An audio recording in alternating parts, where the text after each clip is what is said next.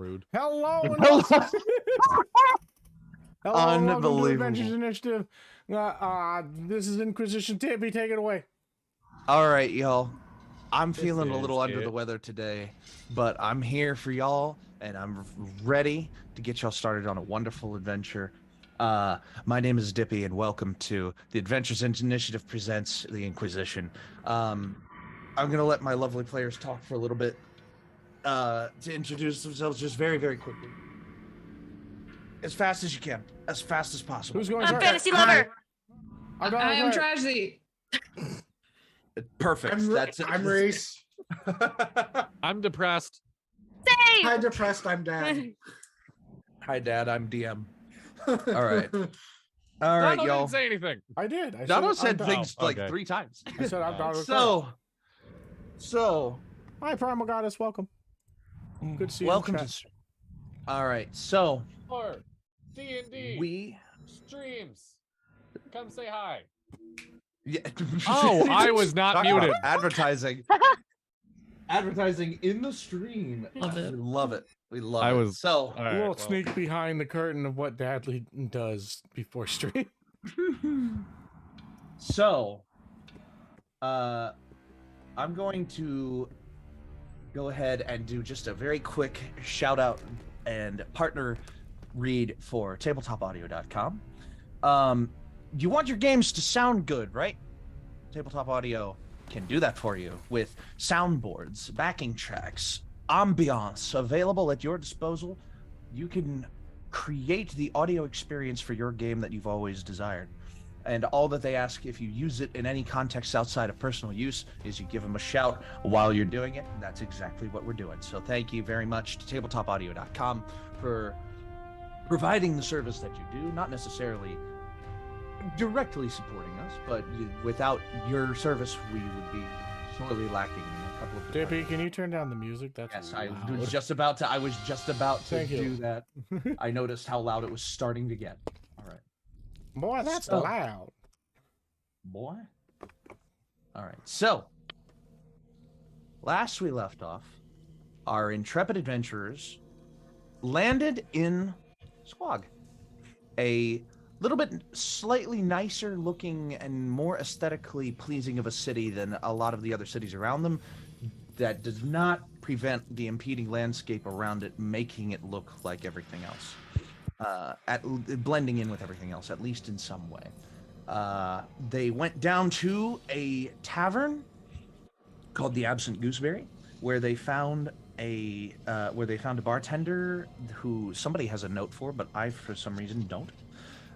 Who allowed them access to some of the underground network of tunnels, and whilst down in those tunnels, Say hi. Say it again. I Hello. Hello. Aw, how cute. Yeah, I got dice. Okay, bye-bye.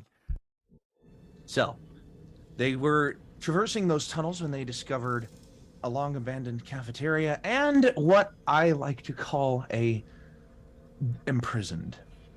monstrous mutated creature who roams the empty halls of the underground tunnels in desperate want and abandon for something. They didn't figure out what because they ran the heck away from it. Because I was not about to enter into a combat at the end of the last episode.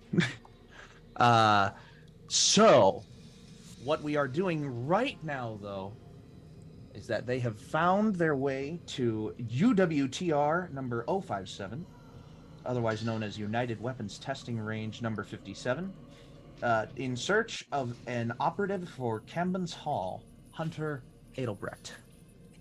And they took one step in the door and activated one of the enemies. So, I need everybody to roll initiative. What if I don't want to? What if I don't want to? Then you can just stand the hell back. No, I You rolled. don't have to participate. I got 17. All right, 17. Hey. Also, Oh, did we announce that the OGL is? I don't even want to touch it right now. I we're don't. not. Let's not talk about that at the moment. But like, yeah, Maybe we'll do like a mini after show if people want to. maybe. Okay. All right. So I need. Can you turn down the volume of the music just a little the volume? bit? It's This kind of one? just This is about as low as it can go. really okay. Now I get where everybody else is coming from.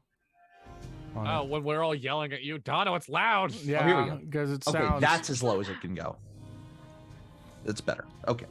So. Yeah, because it's like. Oh yeah. Let me roll initiative for the thing you're fighting. Duh. I got a dirty Ooh. 20. Hold on. All right. I need 25 to 20. 20. Anyone else? 17. 21. 21. All right. 21, 20 for. Oh boy. Quinlan. Woo! My pen doesn't want to work right now. Sundial. 20. 19 for the enemy. From 20 to 15. Someone said 17. 17. Allie got 17. Sorry, I was responding to the chat. Yep. What's chat saying? All right. 15 What did you to say? 15 to 10. Beth win. Oh, this is a big move. 10 to 5? Oh, I got a 6. 6. Fantastic. It's All right. back. My curse. It's In the back. grand in the grand scheme of things, it all works out. Yeah, All I know. right. So first up in the initiative order, the first thing that you notice is that there is a what looks like a man. Just a big man, maybe covered in armor, maybe not. But all you know is that this man's eyes are glowing, and it has started running directly towards you. Your group, at least. It is about 50 feet down the hallway right now that you can see as you enter in. There is a long entrance hallway. Imagine you just got dropped off at like middle school, and the long central hallway with a bunch of classrooms coming off of it. Like it's like hard floor, hard ceiling, hard walls, but you can see the occasional dots of where stuff may have been placed before. It's kind of what you're entering into right now. The floor is also very Lava. smooth. It's not like cobbled. It's not the floor is lava. The floor is like very like smooth, almost laminated. And it is not rough or cobbly at all. First up in initiative order is Quinlan.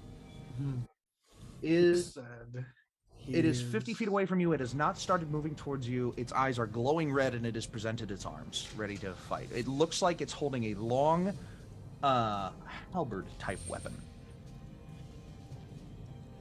Okay, I am going to go up 35 feet 35 feet. You are now 15 feet away from it. and do an attack. All right, roll an attack. And roll damage at the same time, if you would, please. Alright. I would encourage everyone to start doing that, so that you don't have to wait for damage and stuff. Plus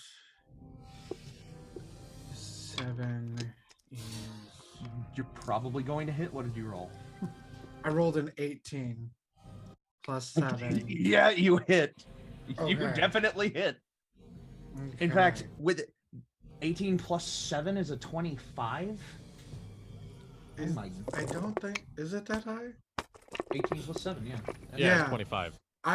Sorry, I'm not good at math. I'm gonna go ahead Anybody and say... that plays D&D, are you good at math? No. Are you No. good at that? I'm gonna go ahead. I've been meaning to implement this. You can roll. What is your damage die normally? A D6. You can roll one more of those. Oh. If you Okay. beat a creature's AC by a certain amount, I'll give you an additional damage die. Pathfinder. Woohoo! So Just to that Step even is- farther away from the system which shall not be named at this time. That is a grand total of 8. 8 damage Yep. total. Very, very good. And I would also like to do a flurry of blows. Okay. Ooh. So you just want to hit it again? Yeah. Go ahead. All right. So 24, because that was a 17 on the die. You can roll another damage die again. Yeah. Okay. You're just beating the shit out of this thing right off the back. You kind of are. Yeah. So 15. 15. Is that counting the last damage in it as well? Or is that No. So that is first this- damage was 8, second damage was 15. Yes. Damn. Very nice. All right. So 23 total. 8, 15. All right.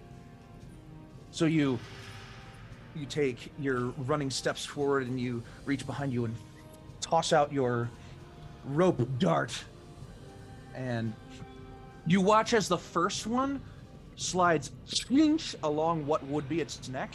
It sparks, but it also, you see that a gash appears in the side of its neck. It does not physically react. It is very stoic, but you can see that it, like, you did something with the first strike.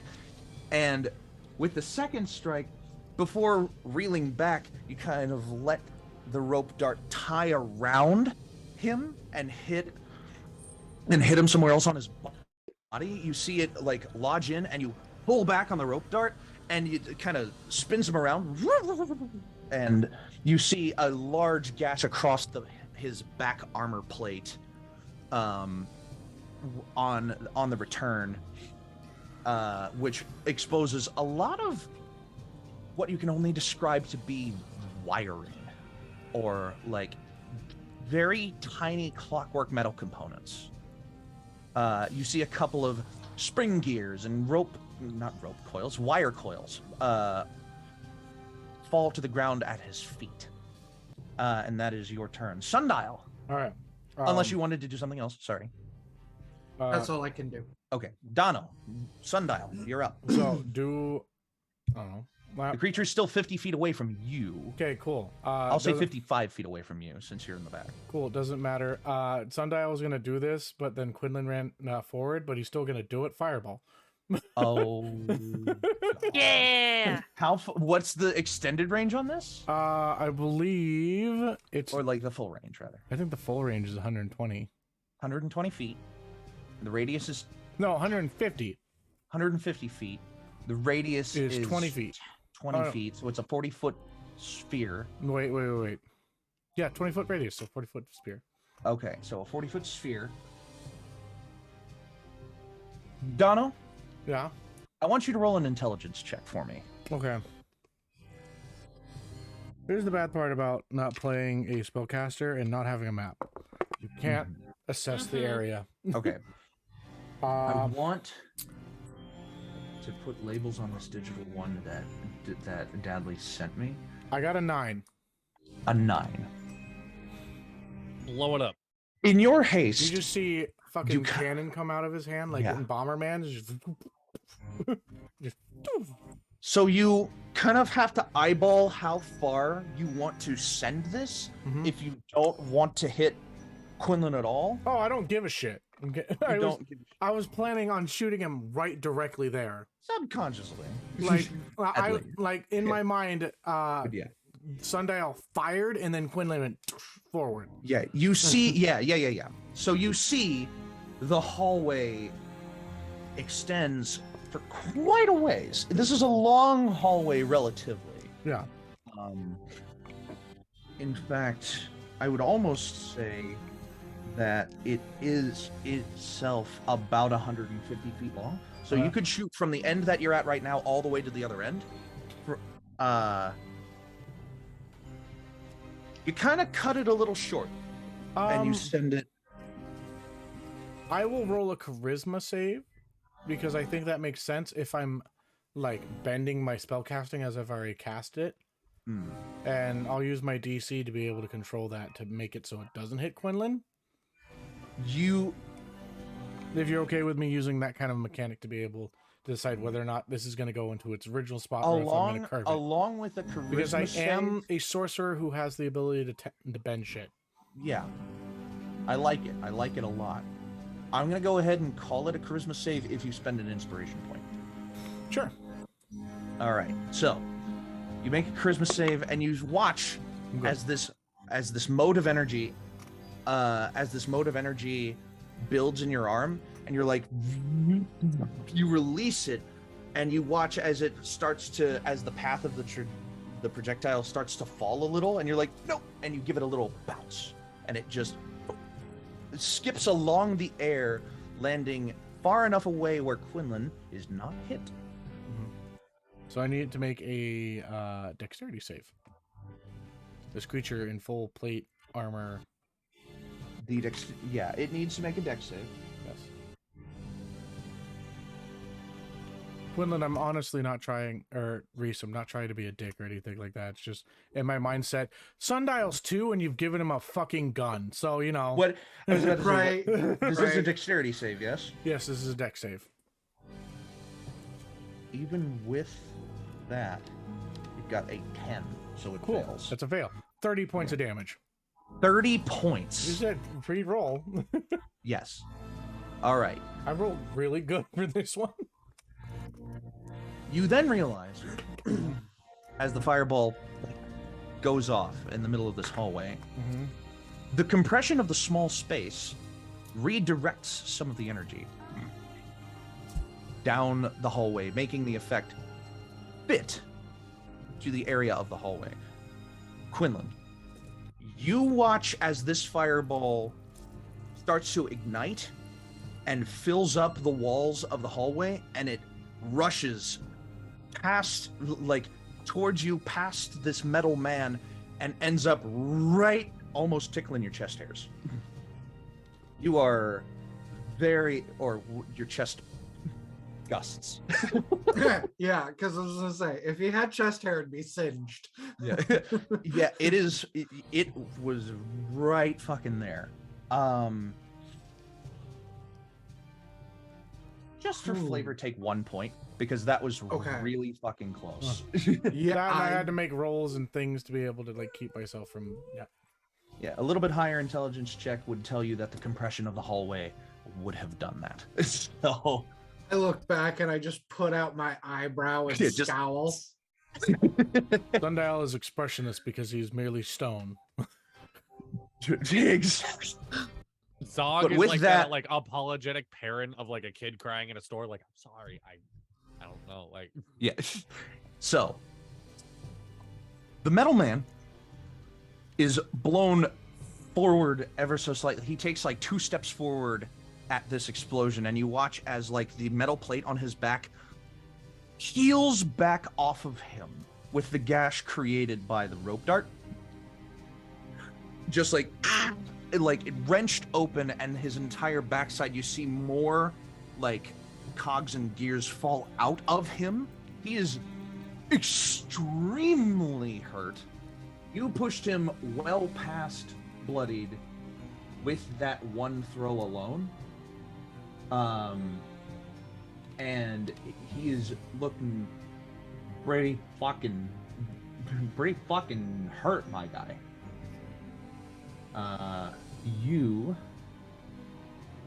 Did I tie anything else to this? I don't know if I did. I don't think I did. Yes. Yes. Okay. So, it is now the Clockwork Watchman's turn. It will saunter forward.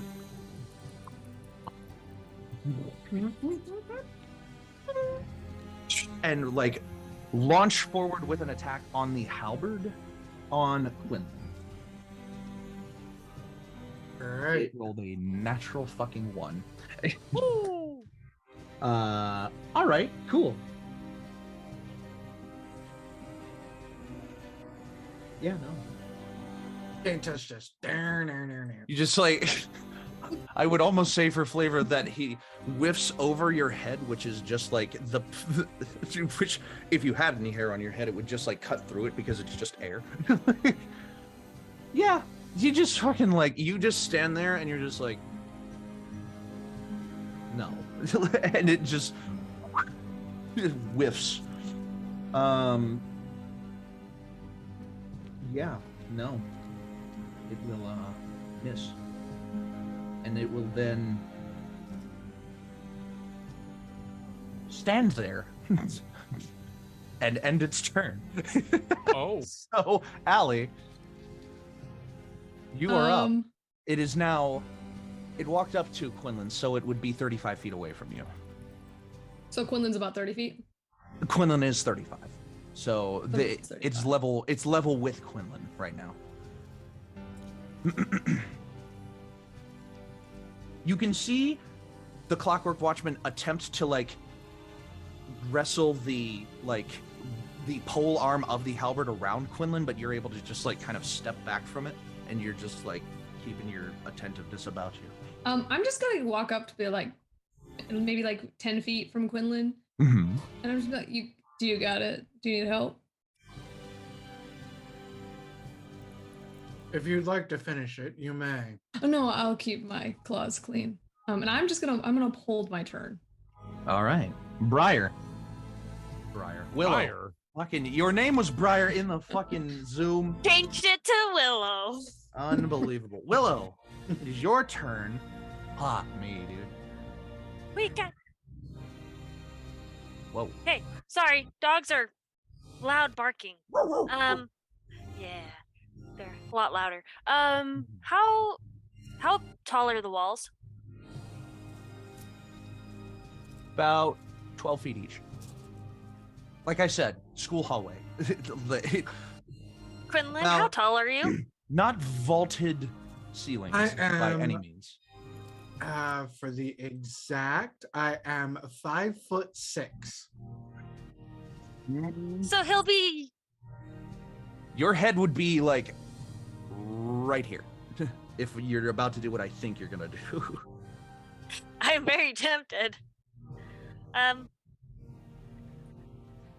Yay! I'm gonna cast Enlarge on Quinlan. Glad So I Quinlan- kept that 10 feet between us. So Right?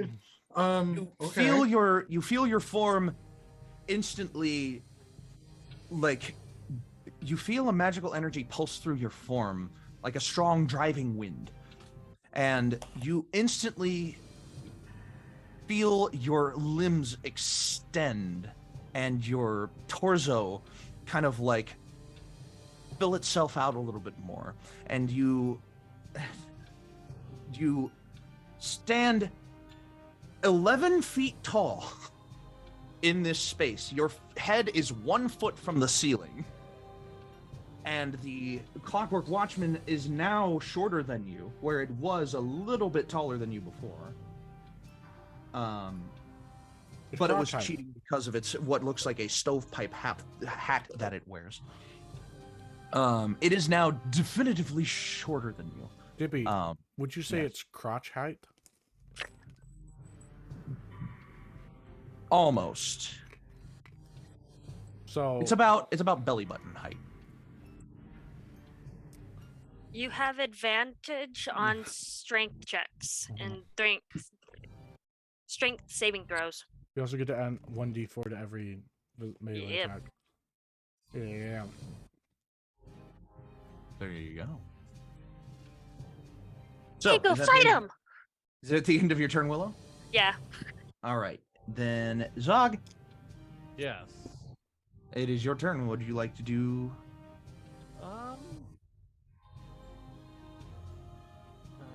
Shit.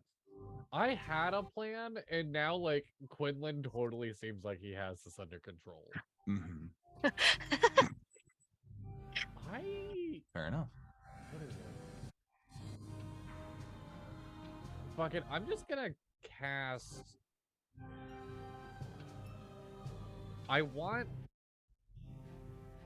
You know, I'm just gonna be boring and cast Bless again. All right. Fuck it. Yeah, all y'all are blessed. All right. Or sorry, actually, how much is it at second level? 4. For 3 creatures of your choice. 4 at second level. Okay, yeah. So all y'all are blessed. It would be everybody but you. Yeah. Yes. Yeah, that's what I'm doing. Yeah, all y'all are blessed. All and right. that adds a D4 to rolls. Attack rolls and saving Yes. throws. Anything else? Anything else on your end, Zog? I mean, I'm gonna run up next to Quinlan and just be like, Do you have 35 feet? yeah, Or 30 feet. probably. I have 30, so I'll be. You'd be a right little near behind him. Quinlan. You'd be a Yeah, little behind. I'm just running up with Quinlan, being like, Well, got you, actually, no. buddy." You'd be at his foot basically because I his would size be, category has yes. increased. Yeah. Yeah, I'm So just you would running be up to next to standing me. Quinlan behind his foot with 5 feet between you and the watchman. Yeah. and just being like, I got your back. I feel like you got this, but fucking huge. All right. Allie, do you want to take your turn before this round is over? Oh, I'm content with watching. All right, Quinlan, you are up. All right. Zoe really meant no. I don't want to roll initiative. What's Yeah.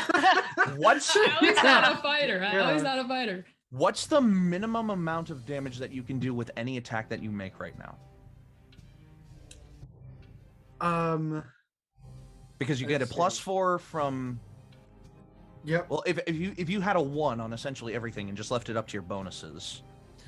That would be 9 for the okay. Because of your enlargement, your bonus, your attack, everything, the minimum you can do is 9. Let's see. There's the 7 from the attacks, then a +4 Plus you- from bless, Yeah, plus D4. Plus a plus D4. a D4 from bless, and then the size. And a D4 from enlarge reduce D4. too? That's just Yep. damage. Bless doesn't That's add just to damage, damage. to be clear. Yeah. But enlarge Attack. does. Attacks. Oh yeah, enlarge adds damage. But bless does not. I thought we were Okay. calculating like to hit. So No, no. 7 plus 4 plus the 1 for the die. So the minimum damage you would be able to do is about 8. Yeah. Roll an attack, and if you hit, you have free reign to describe how this thing goes down. Because All right. your minimum would literally, all you have to do is hit.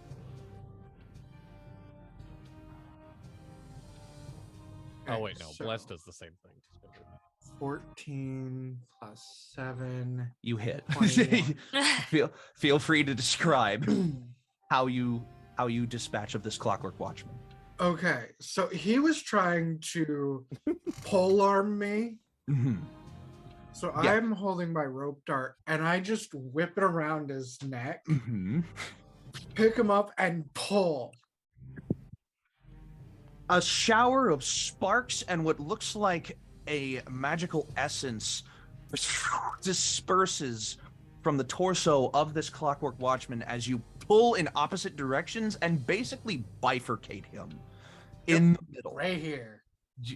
Neck is now separated from shoulders, and the combat comes to a gruesome end.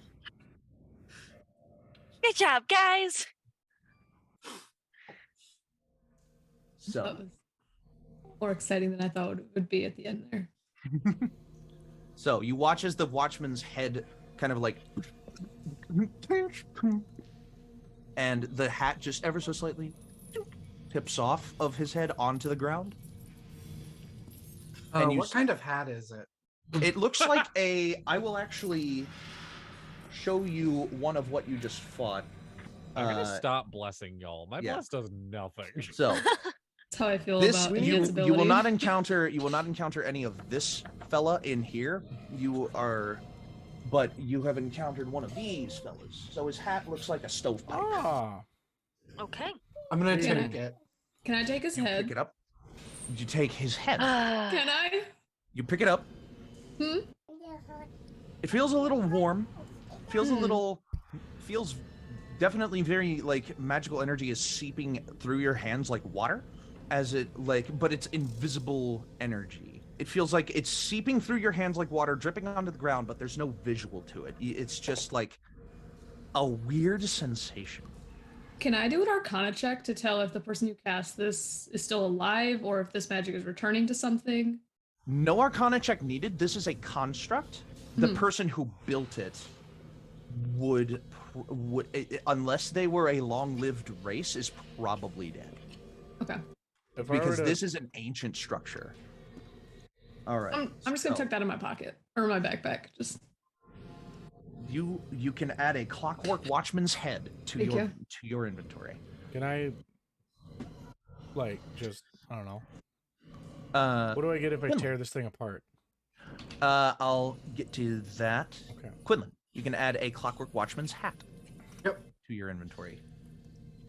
It's a Ooh, little dapper. tacky. It's like very there's a bunch of like filigrees and stuff on the hat, and it looks like there was something inside it before you blew its head apart. But it's now kind of like the inside is filled with like these just general jagged edges of like metallic parts and bits and pieces. Shaking it reveals that they're all attached on the inside, but it's a hat. There might be enough room for it to fit on your head without poking your brain if you wanted to wear it, but at this point it feels decorative. It does not feel like the hat itself contains any magic within it, other than the magic that was keeping the creature alive. While I see Quinlan messing with the hat, does anything change while I cast Mending on it? What are you casting Mending on? The hat. No. Oh, okay. It is a non-specific area of damage.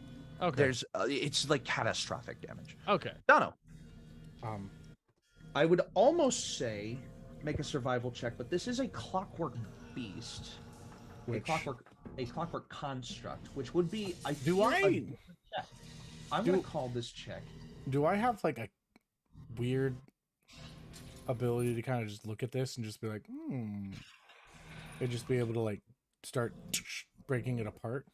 That would probably be an Arcana check. I understand where you're getting at with your life force. Mm-hmm. Like if you were to just pull random bits and pieces, the body is still very it's torn apart, but it's all still kind of intact in one piece. Yeah. There are a lot of bits and bobs that are still connected to it, welded to it, screwed to it, glued to it. Like it's still connected as a whole piece. So let's call this a charisma check, just a straight charisma check Okay. to see if your magical force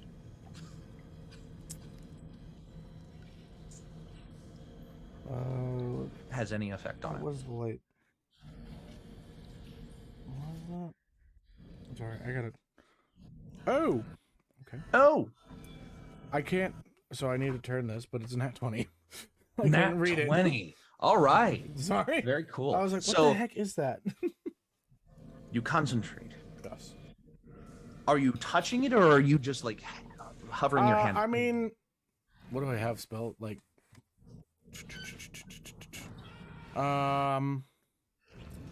can I use like, I don't know. Yeah, sure. I'll touch it and just that kind of like let my rocks kind of go into you it let using so molten you earth let to your just kind of you let your hand kind of rest upon Mhm.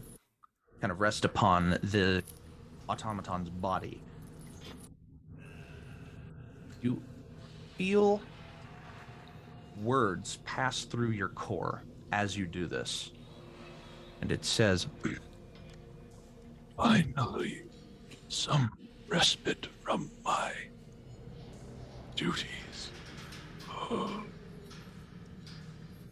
and then you kind of send this magical force back into the body, and you watch as where the back was blown open, you see some bits and bobs trickle out of it and get added into your form, but it's just like little mechanical bits and pieces. Okay. Like little cogs, little gears, little wires, little screws. Um, And overall, you feel the force attempting to like move through the body, pull some stuff apart, and kind of, in the end, you get a lot of the scrap metal that would have been left behind added to your form, but all in like hardware pieces. yeah.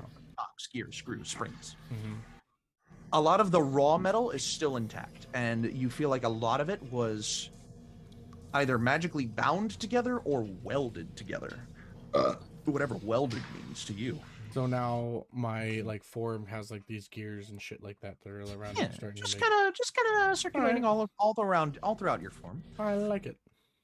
There isn't a piece that could be any bigger than a standard D6. Okay. They're all very small, intricate gears. Yeah, so it's like nothing on my person. It's like having coins. It's like you have a sparkly effect to you if this was shiny metal, but it's dull I metal. am wearing so a it's kinda star like- cloak, so you know. You are. I'm pretty definitely sparkly. You are very sparkly. Thank you. And as you reach the end of your combat here, two things become immediately apparent to you. How loud and echoey this place is, and how empty the remainder of this hallway is.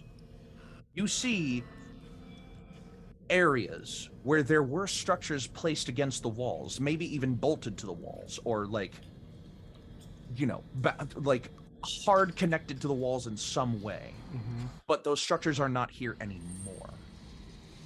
You see ruinous pieces of furniture, like you see what appears to be a marble bench that is just kind of been cracked in half in the middle, and both sides are just like, they're just sitting on the ground, like ruinous, unused, and it's very, very dirty in here, dank and dirty. Does anybody in our party know things about stone? Zog. I've been stoned before, but like, Zog. not really. What made this What? crack? What was the purpose of the crack? Can I just Make a nature check. Yeah. Is this nature? I don't want to be that guy. If Is it's it nature, I have nature. I could take a look at it. 13? 13? Not bad. With no past knowledge of this place, Yeah. with no magical knowledge of this place, with no, the only thing you could surmise is what made this crack. It would be, did it something make this crack, or was it just like 13? Yes. What'd you say, Donna?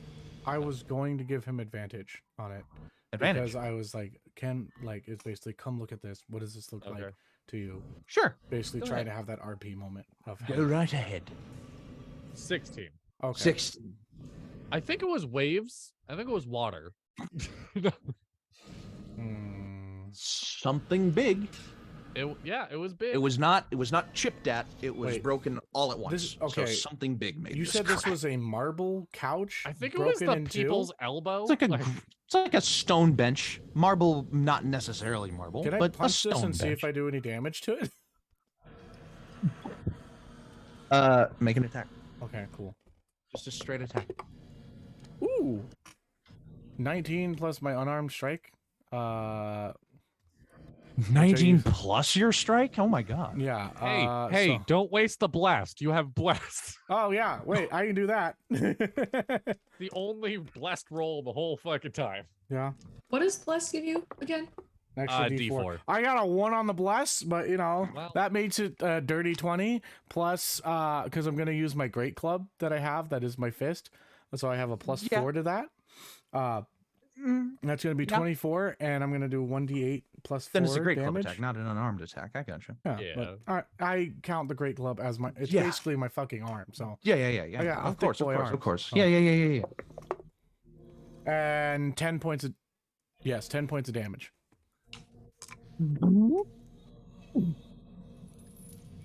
It just shatters into like dozens of pieces of rock. Sundial, I think a past version of you is what broke this originally.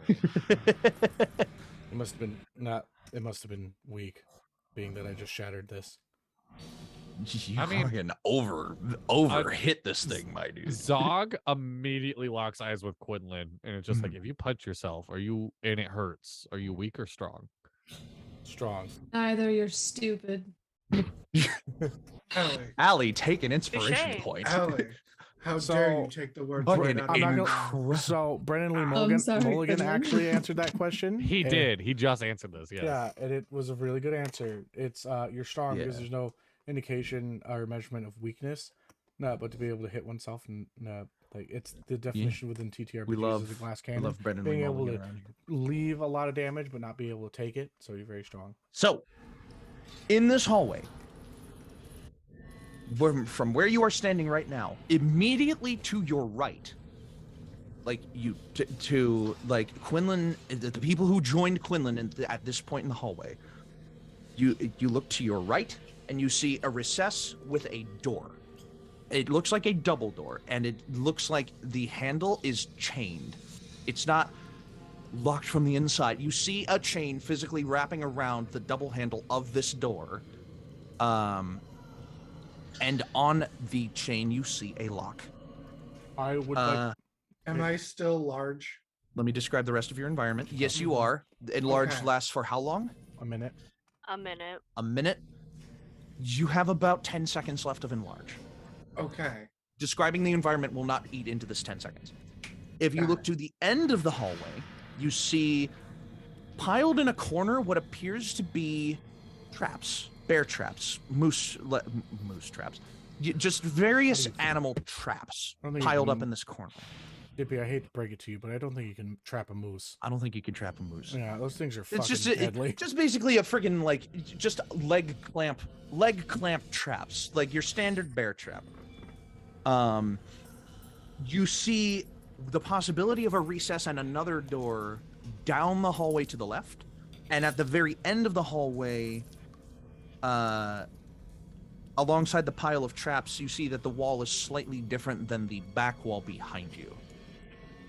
All right, so Okay. Who's So in regards to the door, and the door knowing immediately to your right. that's chained. That's the one Yes. to the right. It's Okay. the chain door, yes. So I would like to use the last few seconds to throw my body trying to go through the door. Okay. You have advantage on strength checks because of enlarge. I will allow you to do this. This will be your last hurrah of your enlarge before it goes away. Yep. So go for it. All right. So a 19 on the die. And plus the where'd you go? Where'd you go? Hi. Good rolls this stream, guys. Good rolls. What can I say? We're badass. Dirty 20, 22 total. 22. You like get into a battering position and you just heave and you bounce into the door. It buckles, it bends, it does not break through. The chain strains on itself and you fucking like you have basically created a giant Quinlan-sized dent in this door, and the chain kind of tears the handles. It looks like it starts to tear the handles a little bit from where they are mounted to this door. That was a big fucking hit. It did not break through the door. Fury of And blows. as you watch the door, you kind of like shrink back down to your normal sized form and see this massive dent you've created. The door is still not burst through, but there's now a gap in the middle of where the two doors met that you could look through if you wanted. Or if you had like the anomalous ooze tag, you could like fit through it. It is now wide enough for that, but you cannot fit through. It's just a door crack that you can like peek through if you want. And can Zog do something stupid? He can. I Better can't than guarantee it's anybody gonna I know. work.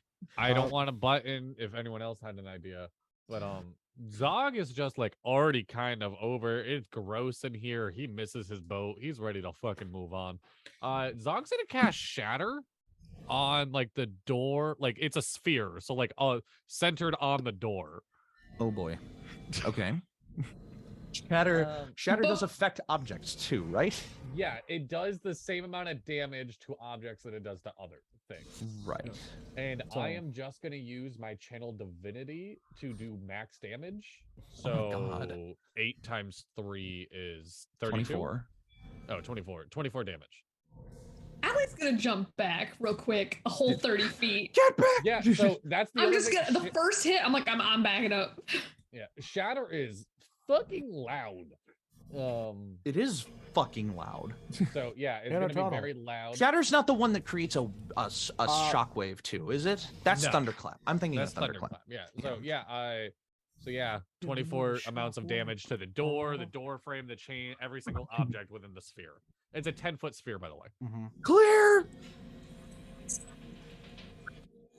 Like a large metallic large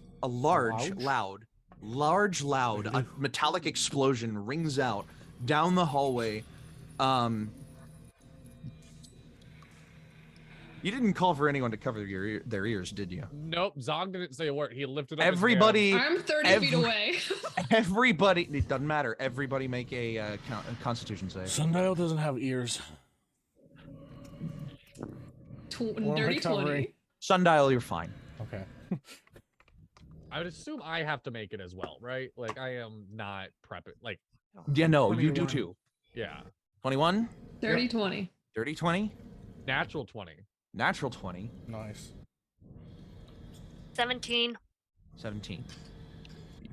You all somehow find the instinct within you to cover up your ears the moment the explosion starts to go off. None of you are deaf. Yeah, Zog just walks up, lifts a hand, and And like you see like his tattoos kind of like a wave transform color as he just casts Shatter out. All right. So What happens to the door frame is up to our DM. it's fucking obliterated. What do Oh, you think okay. I happens don't to the know. door frame? I don't know. Is there a hole in Quinlan's the ground? No, the floor Okay. is still a solid piece. All right, but good. literally everything above the floor fucking annihilated by this blast. I think we can go in there now. On the inside, you watch as some debris starts to scatter and land on the floor. Inside of this, you see what appears to be, for lack of a better way to put it, you see what appears to be the lobby to either a firing range or a weapons facility. You see some various burnt up, broken down, shattered like pieces of furniture of what look like chairs. You see on the floor just more of the same solid laminated floor. Along the back wall of where you are now entering into, you see what appears to be an iron barred window with a transfer window cut into it. Which behind that, it looks like a countertop. Excuse me. Behind the bars, you see what appears to be large metal lockers. And they are like solid metal lockers. You can see that each one has an individual handle and an individual, what may be a lock on it. But standing in front of that barred window are two more Clockwork Watchmen in exactly the same style as the first one that you just fought. And y'all just fucking blew the entire door off of this room open with reckless abandon. Very loud, very not trying to be careful or quiet at all. Both of these Clockwork Watchmen are gonna light the fuck up. I need you to roll initiative again. Really quick, just for flavor of like the second they look up, Zog still kind of like having his eyes ocean glowing and whatnot, and like a little bit of Umberly's voice coming out, just like, "Sup, bitches." Ooh. All right. So, I will give you all a choice. You can either just allow me to roll initiative in the same initiative order that we just had a moment ago, because of the freshness in the mind, or I'll let y'all roll new initiative. Your choice. I got the same initiative as last time, so it doesn't matter. Fucking unbelievable. Ellie is 30 feet behind and is going to sit this one out. All right. Unless I get attacked, I'm going to watch. All right. Zoe, And do you have comment. Twitch chat open? I do. Okay. Can we use new fine. ones? New initiative? Yeah. Yeah. All I'm right. fine with using the old one. I'm not. I just rolled a lot better this time. I rolled a lot worse. All right. Well, the new initiative order will stand because that's what most people call. Yeah. So Okay. 25 to 20. I don't even have a Craigslist account. 23. There you go. Hey, we're trading off. It was a natural 20.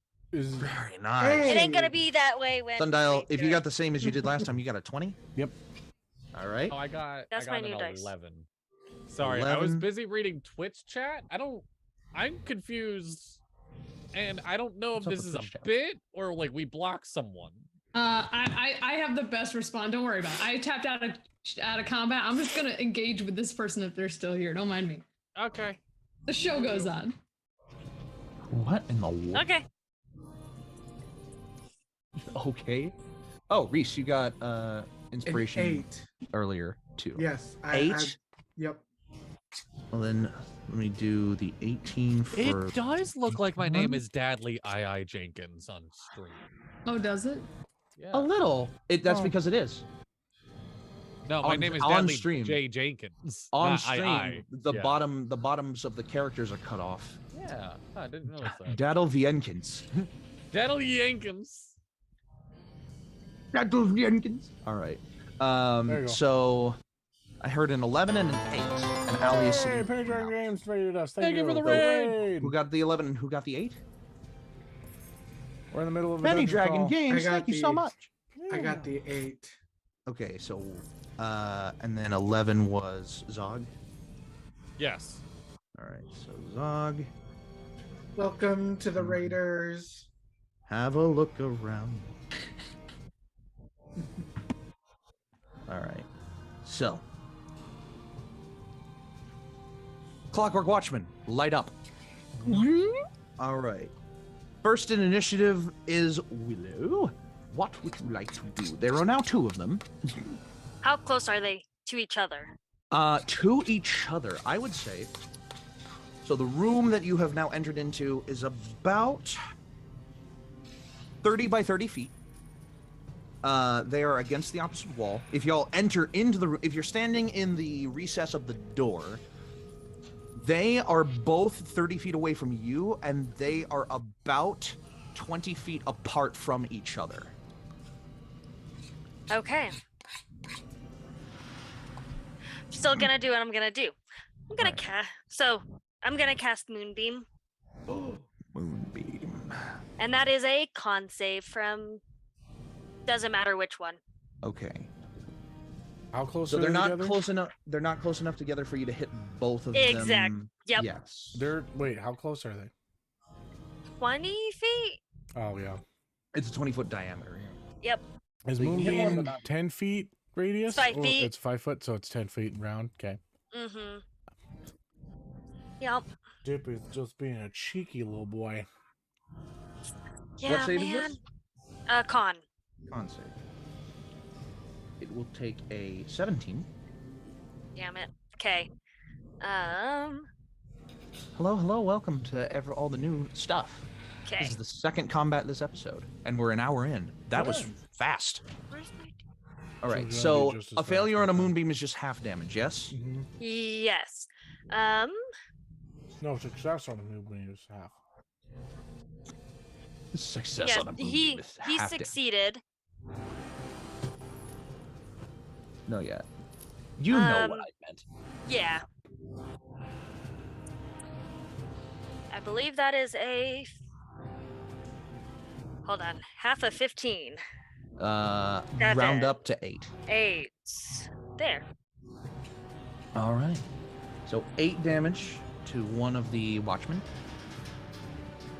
All right. Sounds good. Sounds good. We get 2 digital calculators out for both of these things' health. Goodness. Can't you Alright. cast Moonbeam and then slide it to the other guy? Because you can Yeah, move you can it bonus action move Moonbeam. Yeah, well, you cast it and you can move it on the turn that you summon. There you go. And If it's you would like when to they do that. enter into the space, so you can get hit both of them. So you cast it, You. and it starts to the moonbeam starts on one, and you slide it over to the other one. Are you kidding me? Okay, got a 5. So Yeah. So do you roll the damage again, or the damage from before was 15, yes? It'll take 15. I'll just go with the 15. Okay. 'Cause I believe. That's like really good damage for Moonbeam. Mm-hmm. Oh, no, I gotta find Alright. it. I did cast it at level 3. Ah, there you go. Oh, it's a 3d10. Mm-hmm. 3d10. Eh, well, Wait, you should we'll still do- gain Moonbeam as Yeah. a first level. And you gain 1d10 Yeah. each one. It starts Yeah, with so- 2d10, so it's 4d10. this says 3d10. Yeah, it's 3d10. Yeah. But just do the 15. I'll do it next time. Okay. All good for that. Can't give you every gimme. All right. So, I believe is that the end of your turn? Would you like to move? Yes. At all? I guess I'll move in and up. In and up. All right. Sounds good. So you kind of plonk yourself against the ceiling like Spider-Man. Concentrate. Wah! Sundial. Okay, it is 3rd level and higher. Sorry, I wanted to double check that for Emily. Okay, yes, Sundial. It is your turn. What would you like to do? Just, no, so, is there anybody else in the room? Willow has flown into the room and up to one of the top corners. God. How big is the room? 30 by 30 feet. Okay. You know what you just did in the hallway? Imagine that spewing out of the door that you just broke down into the hallway. Yeah. That's pretty much what would happen if you did this again. And there would be no way to avoid hitting them.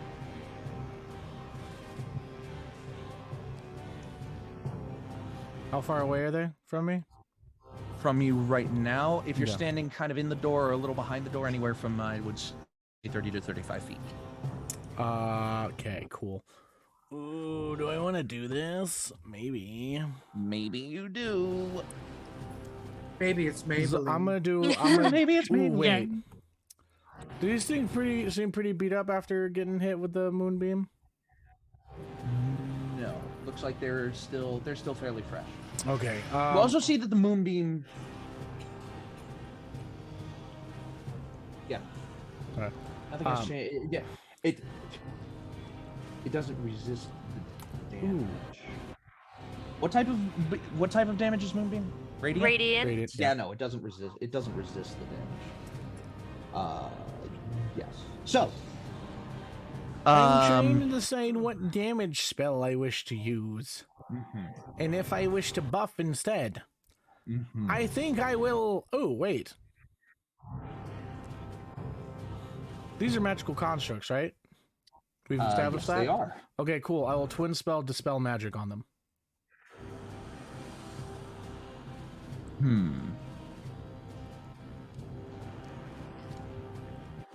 So, I'm gonna say.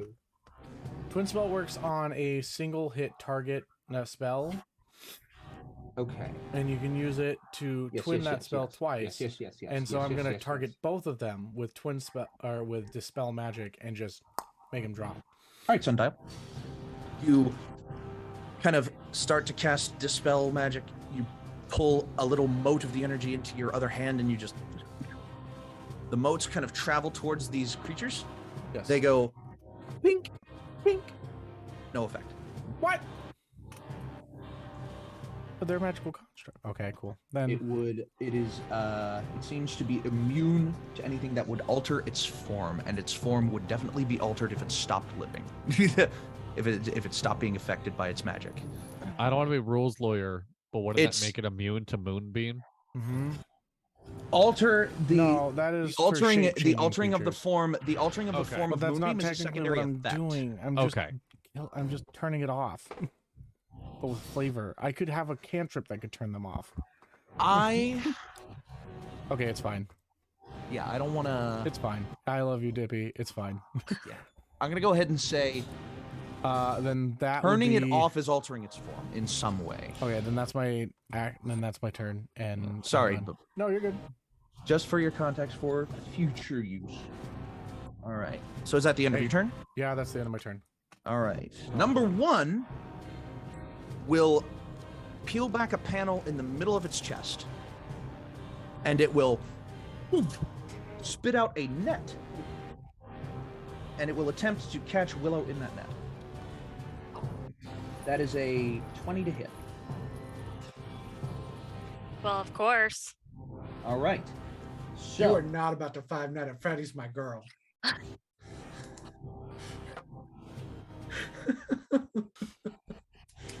So you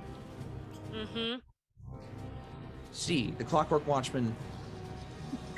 A net shoots out of the central cavity in its chest, and you watch as it falls around you, and you are now, and you watch as it cinches, now attached at the chest cavity where it fired the net out of. It starts to reel you in down from the ceiling. It will then take its halberd and just smack you with the broadside of it. It will do less damage. Oh my god, but it'll still hit. How's a 23? And then a... Ooh, oh. Let's cut that in half since I said he's hitting it with the broadside. I'll say you take 6 bludgeoning damage. 6? 6. Okay. As it like reels you in, drawing you down from the corner, and you all can see there is a line from the chest to the net which is cinched around Willow. As it draws you closer to it, and it has now hit you. That will be the end of its. It How? took 2 steps forward, so it's about 20 feet away from you. That answered my question. At the entrance of the door. How far was I brought to him? You are now 10 feet away from him. So Thank there's you. one space between you. So there's one space between you two. Can I do a reaction? A reaction? What might this reaction be? The Halo of Spores. It is 10 feet range, and it's a D4 damage. Okay. And it just hits? Does the creature have to do And- anything? A con save. What type of damage? Necrotic. Oh my god. It had a natural 20 on the save. Okay, now hold So on. does it deal any damage or half damage? That's what I'm looking here. Is this the one that started its turn in the moonbeam? This is, if you're looking into the room, on your right and your left corner of this window, the one on the right corner is the one that has done all of this. So the one that is currently standing in the moonbeam. Oh, and I need you to make a concentration check. I think it's just 10 because he only did 6 damage. Where's Is that? Warcaster? Not yet. Okay. 12. 12. You're good. So the moonbeam stays up. But no damage. But yeah, the one in the opposite corner, the one in the left, the back left corner of where you would be right now, is the one standing in the moonbeam. It has not taken its turn yet. And it will not take its turn for a couple of turns. So. Okay, it still needs to make another con save because moonbeam does damage every turn that You are stays correct. within the thing. That's what I was. I swear to God, that's another natural 20. Like, I'm not even joking. There you go. Rar. That's fine. So, no damage or half damage? Half damage. Half damage. Go for it. Remember 3d10. That's only a 10. I'm so mad. So you got 20? And you halved it to 10? No, so it's 5. Halved it to 5. Yes. Gotcha. All right. Oh, shit. No, I did that on the wrong one. Fixing. That guy, you watch as the radiant damage is like creating a little bit of a quote unquote melty effect on the top sides of this creature's form from where the moonbeam is emanating from. It looks like it's starting to melt a little bit under the radiant damage, but it's not really affected that heavily by it. Yet. Still looking all right. Both of them are still looking all right. So, oh my gosh. Now it would be Zog's turn. Okay. One important question right off the back. Yes. Crossroads, we play level 5 spellcasters can now do cantrips as a bonus action. Are we doing that or no? I will say for this game, that's going to be a no. Sounds good. As Just much as I wondering. appreciate that mechanic while we're playing Crossroads, it would be yeah. By the No, way, totally get that. Dadley, Yeah. that's not a mechanic for this campaign. It's Oh, that's not Yeah. that's not a mechanic Oh. for this campaign anymore. Yeah. That's kind of why I okay. yeah. All right, so All right. So I am going. All right. So Zog has 30 feet of movement. Can I get Yes. up to the? you could get net? into melee with either of them if you wanted. You would be Okay. entering into Moonbeam with one of them, and the other one is the one holding Willow right now. Okay. I am going to run up, and I want to get in between Willow and the one connected to Willow. You would be ducking under the cable coming from his chest, or like maneuvering around it, Oh, but that's not rough terrain. So I'll let you Okay. do that. all right. So as I run, I'm going to use my action to Eldritch Blast both of them because I have 2 beams of that now. All right, go for it. The one connected to Willow is a 22, and the one in Moonbeam is a natural 1. Natural 1. Yeah. All right, so you don't hit the So- one in Moonbeam. You do hit the Yep. one holding Willow, though. 6 damage to the one holding Willow. Nice. 6, what is it? Force damage? Eldritch Blast? Yes. Yes. And then I am going to bonus action take a swing with my vicious long sword at the cable holding the net. Okay. This will be a high AC because you are attempting to hit a very specific object. 7. No. I'm You gonna burn. you like Eldritch gonna- Blast. But a little dent appears in this guy's chest, and you're like, ha ha! Well, I am gonna burn my last inspiration point to re-roll that. 14. 14. Yeah, It just bounces kinda off the taut cable. ricochets. Yeah. It bounces off the taut cable. Alright, that's my It is a move. metal cable, not a Yes. burlap rope. Yeah. That's my turn. Oh, Allie? Yes. Allie. Yeah, and when the round hits the top again, I'd like to roll initiative to jump in. Sure. Just when we get to the top of the initiative. Sure, of course. I'll insert you into that. You can do that now. I'll just insert you into the chart I have. That's a natural 24. Fuck, dude. Yeah. You will just put me at the go top. first. Just put me at the top of the round. I So feel you like- will be at the top of the round.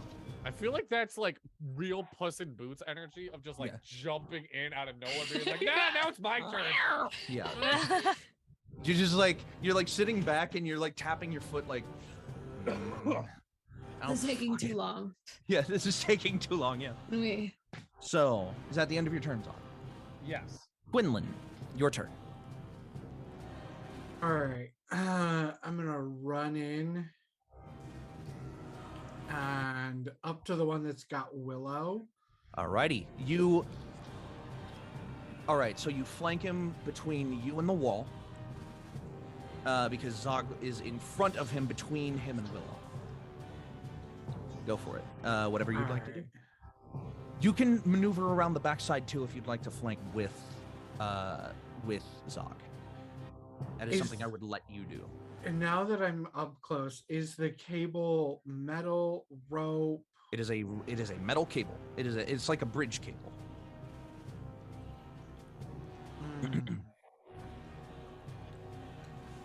Okay. Well, I'm going to do an attack and then a flurry of blows. All right, so 2 attacks. Go for it. Go for it, my son. My So, my child. a 19 and a 17. Totals. Yeah, to Both hit. of them will hit.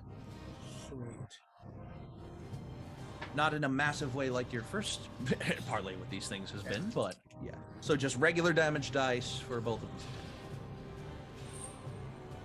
So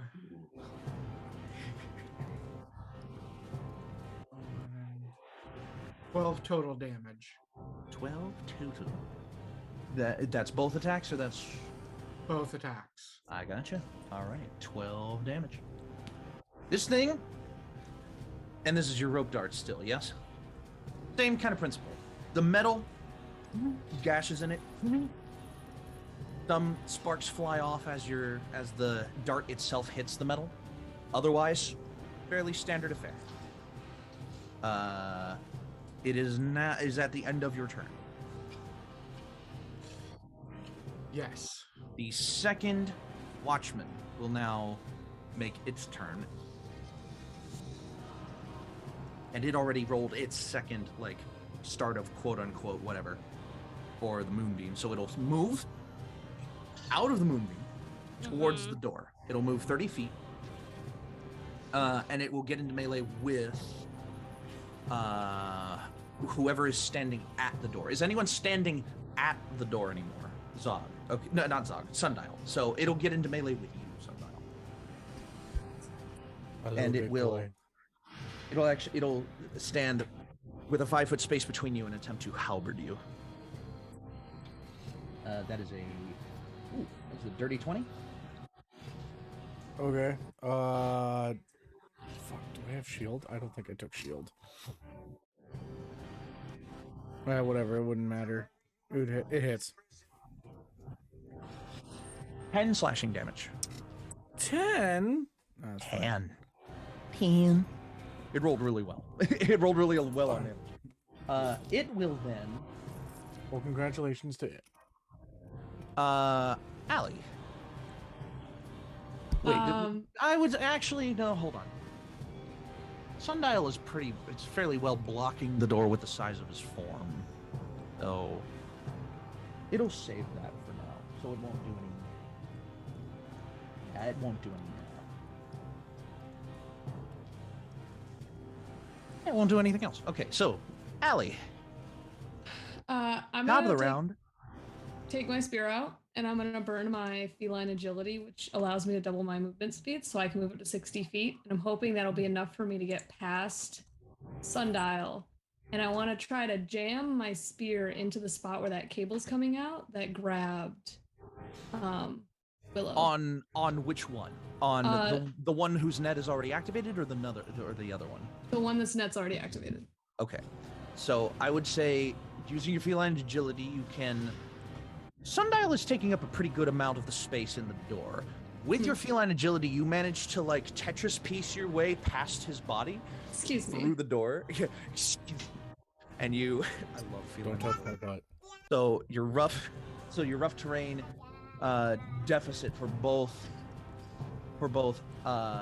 Sundial and Zog will come to a head as you're trying to jam your spear into the mechanism. And then snap it to break whatever's holding that. Oh, to break the mechanism. Okay. Yes. Let's so it call can't keep that. pulling. Let's call that an intelligence check first. Okay. Not a super high DC, just an intelligence check. Intelligence. Oh, there it is. That's a 13. I'm gonna burn inspiration on that. Sure. It's a 19. 19. Mm-hmm. You kind of what a curious thing. Didn't get a really close look at them before, because Quinlan was fighting this one. I did take the What other is head it? though. What's stuck in this hole? And you go ahead and make an attack roll with your spear. And whatever you end up with, subtract 5. That because would you be were a trying to- 12 then. A 17 12. minus 5 is 12. Okay, so here's what happens. That would not hit it in a normal situation. I'm not trying to damage it. I'm just trying to break that specific mechanism off Then so that it stops I'll say pulling that her AC in. is okay. Let me say that this is what happens. You what is that? Bink! And you manage to shove your spear in, and you hear, and the gears inside operating the mechanism for the winch grind to a halt. So the cable is no longer moving, and you feel basically you've made it so that the cable is no longer taut because it is no longer winching. You definitely broke the mechanism, but you let go of the spear, and the spear stays where it is. That's It's fine now by me. stuck. Yeah. So, anything else on your turn? I'm just gonna pull out my dagger, and then that'll be my turn. All right. Just slide that Sounds from good. my sheet. Willow, you are in a net. You Yes. can try to break free with a strength check. That would be my action, right? Yes, it would. I believe in you. Okay. Let's do it then.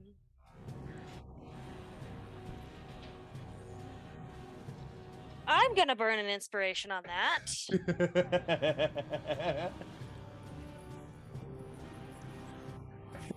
13. 13. That is enough. So you kind of have to like wriggle your way. Normally, I would say that like the thin wire mesh. I would say that like the thin wire mesh would be like ripped apart by somebody in a net, which will apply to anyone else who may end up caught in a net. You're small enough that you can kind of like wriggle your way through one of the larger holes in it. You kind of like rip and you make a little hole and you just kind of like pop out of it. You have a bonus action and a movement left. Yes, I'm gonna move back away, and then I'm gonna move Moonbeam, hopefully through one dude and onto the one that was just attacking me. You would be hitting both Zog and Al. You would be hitting Zog, Allie, Hit me. and Quinlan. You would hit Zog, Allie, and Quinlan all and the other Watchman if you moved it from its current. Hit me. If it was, wow. If it was 9 feet away, it would still be a foot in it. Would that work? What I mean is I that your would friends be are in it as surrounding it well. against the wall. You would hit Yeah. at least one of your friends before you hit it. You can just go straight to mine and avoid them altogether. Just go. That around. is something I was going to bring up, is that you could follow the other one. You could follow the other one. And you Follow wouldn't the hit- other one. You wouldn't hit anyone. So I'll just move it to him then. All right. So, Us casters, another man. Was So that when rough? it starts its turn in the Moonbeam, it'll roll a con save for it. and it has to do it because I moved it. Because you moved it at the beginning of your turn. That's right. Okay, con save. 18. It saves. Still Yeah, 3d10 though. Yeah, I know it's still 3d10. It is 3d10. That is totally not what I wanted. Did you grab the wrong dice? No, somehow my calculator said 166, and I don't think that's right. 166 damage. Jesus Christ. 8 points of damage. 8 points. Very Not bad. nice. End of your turn? Yep. Where did you move? Out of the room? Up. Up. Up to Now the I'm ceiling. like- Up. Back like, to the same corner. Ah, All right. don't Sundial. correct me. There's just a guy right in front of me. There is. Okay. What do I do? I should probably figure this one out. Okay. I mean, I could hit it. I don't have much. What? I just realized that these things can speak. I thought that their language box had understands common. You could say No, that it these just ones says have common. just damaged boxes. Damage voice boxes, yeah. Yep. They are very old. All right. So, So twin spell works for if you have two or a spell that only affects one creature at a time. while Dono's doing that. I am going to Never mind. use one spell slot of first level, twin spell it, and do double chromatic orb to the one right in front of me. Ooh, okay. So you just see my orb in the middle of my body, just Oh, yeah. and just two giant shots go at it. That is a lovely description. That Dono, take the inspiration. is thank you. Then I will. A 15, does that hit? 15 just hits. Okay, good. Then I won't use the inspiration on that one, and then that one will definitely hit as well. Okay, because that was a 16. Okay, Is it more than how much? it was 16. Okay, yeah. Yeah, I'm just barely hitting these things with these Go attacks. for it. All right, so I get to do 68. 6d8. Yep. Holy shit, that- man. Is that total or is that per orb? That's No, that's total. It's total. I don't know where the hell are all my d8s. Chromatic Orb is fucking great, man. It is. I remember Oh, making and I also my... get to roll what damage it does. Right. Because one of the d8 is the damage type and the other one is the damage itself. Right? Yes. I think that's how Chromatic Orb works. I No, made a it video about it on my TikTok. Yeah, that's how it works. Yeah. Yes. So 1, 2, 3, 4, 5, 6. So I get to roll a d6. So you'll be doing 4d8 damage. Yes. But the 2d8. No, I'm doing 68 damage. Oh, okay. And the first one's going to be fire. And the second one is going to be ice. Fire and ice. Or cold. All right. Go ahead. Okay. So I have to roll these each. No change in effect. 6.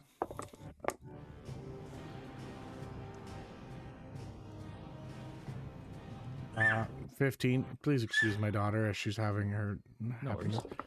15. And then 15 on top of that. That's going to be 15 ice, 15 fire. yes, 15 not ice, 15 fire. All right. 30 points in total. Ooh. So, 2 orbs. Well, not 2 orbs.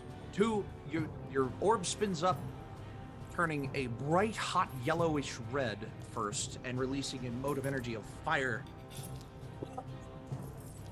It explodes against this thing's shoulder, dispersing out around itself, and you see that the metal like superheats and melts on this thing's shoulder, and its arm gets a little kind of like not as limber as it was. Your ice shot, your core turns a deep, or not a deep, like a very light baby blue, and a ray of energy kind of like, and Flash freezes the other arm in place. Excuse me. It is on its last legs, but it is still standing. You're muted? Bonus action, I will convert one of my first level spell slots into sorcery points so I can have them all back. Sure thing. Yeah. Anything else on your turn? No, that'll be it. Because it's my Quinlan. action bonus action. You hear this large fiery and a large icy appear, like hit behind you as no, what? I just totally skipped. Sorry, I got Zog and Sun mixed up again. Whoops. Rewind. It is actually automaton number 1's turn, the rope automaton. Seeing that its prey has escaped its net, it will kind of like smack a hand to its chest, and you watch as the cable and your spear, and it cuts the cable and the spear clean in half. The wooden handle of the spear falling to the floor, and the cable falling to the floor as well. The net now lies on the ground, limp. It would normally be in this sequence that it would load another one, but you jam the mechanism. So it's like, and it now everyone is in melee with it, yes? All right, then it's just gonna punch you in the face, Allie. Perfect. All right. How's a 21 sound? Oh yeah. Yup. Smack me straight in the face. I only got a 14 armor class, so. Oh shit. Yeah, I got. Oh my I'm so I don't do combat. I don't do combat. I'm support. 4 bludgeoning damage. Oh, that's not bad. Yeah, it can't move. So it's just gonna stay right there. That'll be the end of its turn. Zog, you are up, my friend.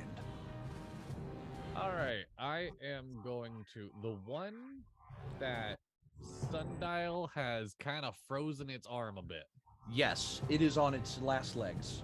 All right, yeah, that thing is getting a witch bolt to the face. Witch bolt? What's the minimum amount of damage you would do with a witch bolt?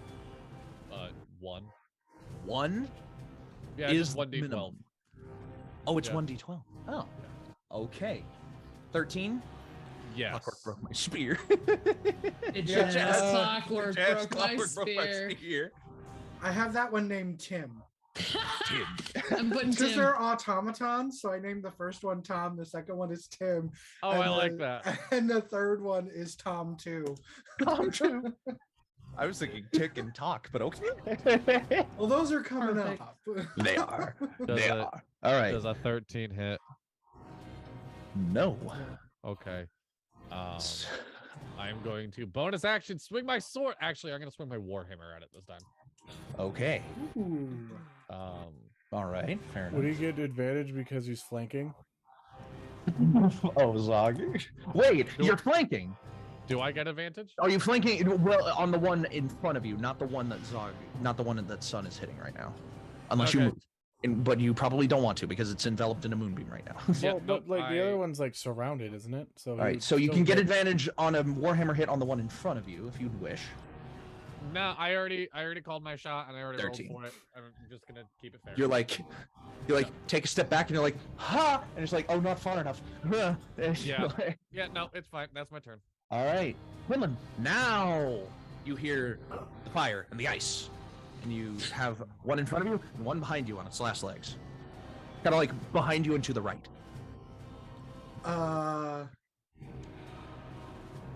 gonna focus on the one in front of me, Sure, go for it. and I'm going to unleash both attacks Both attacks. and a. Do I have enough to do the thing? Yeah, I'll do an flurry of blows. Flurry of blows. Yes. Oh, so you're punching this thing. So I'm doing 3 So- hits. 3 hits. All right, go for it. 15, Hits. a 13, Does not hit. and a 25. Yeah, that hits. And that will get an extra damage die as well. Okay. The 25 does. Neither of the other ones do. Okay.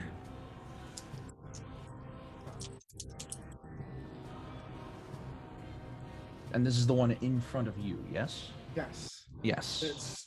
This is Tim that trapped Willow. Tim. All right. So Tim the Tatman Taylor. main attack, that is a 9.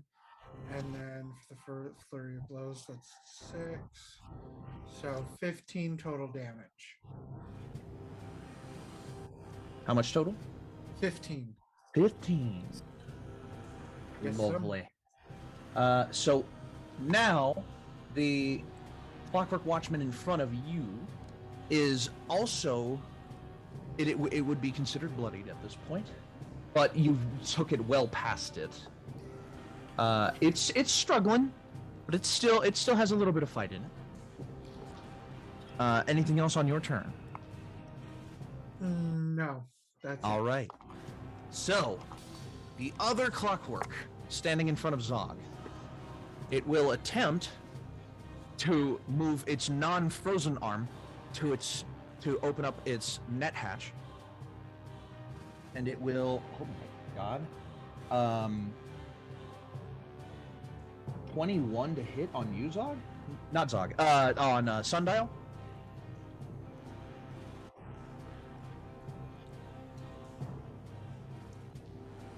Sundial. You're muted. Sorry, what was that? 21 for a Yes, that net hits me. to ensnare you. Okay, so you are now in a net. And it, like, again, cinch cable attached to the center of the automaton, but because it's already, like, right there with you, it will then jack you in the face.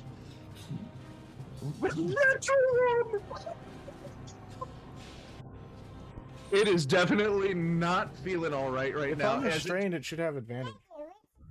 Oh, Which I'm gonna use my correct whatever thing ability and make it not have it, so it's just a straight roll, so you get that natural 1. Thank you.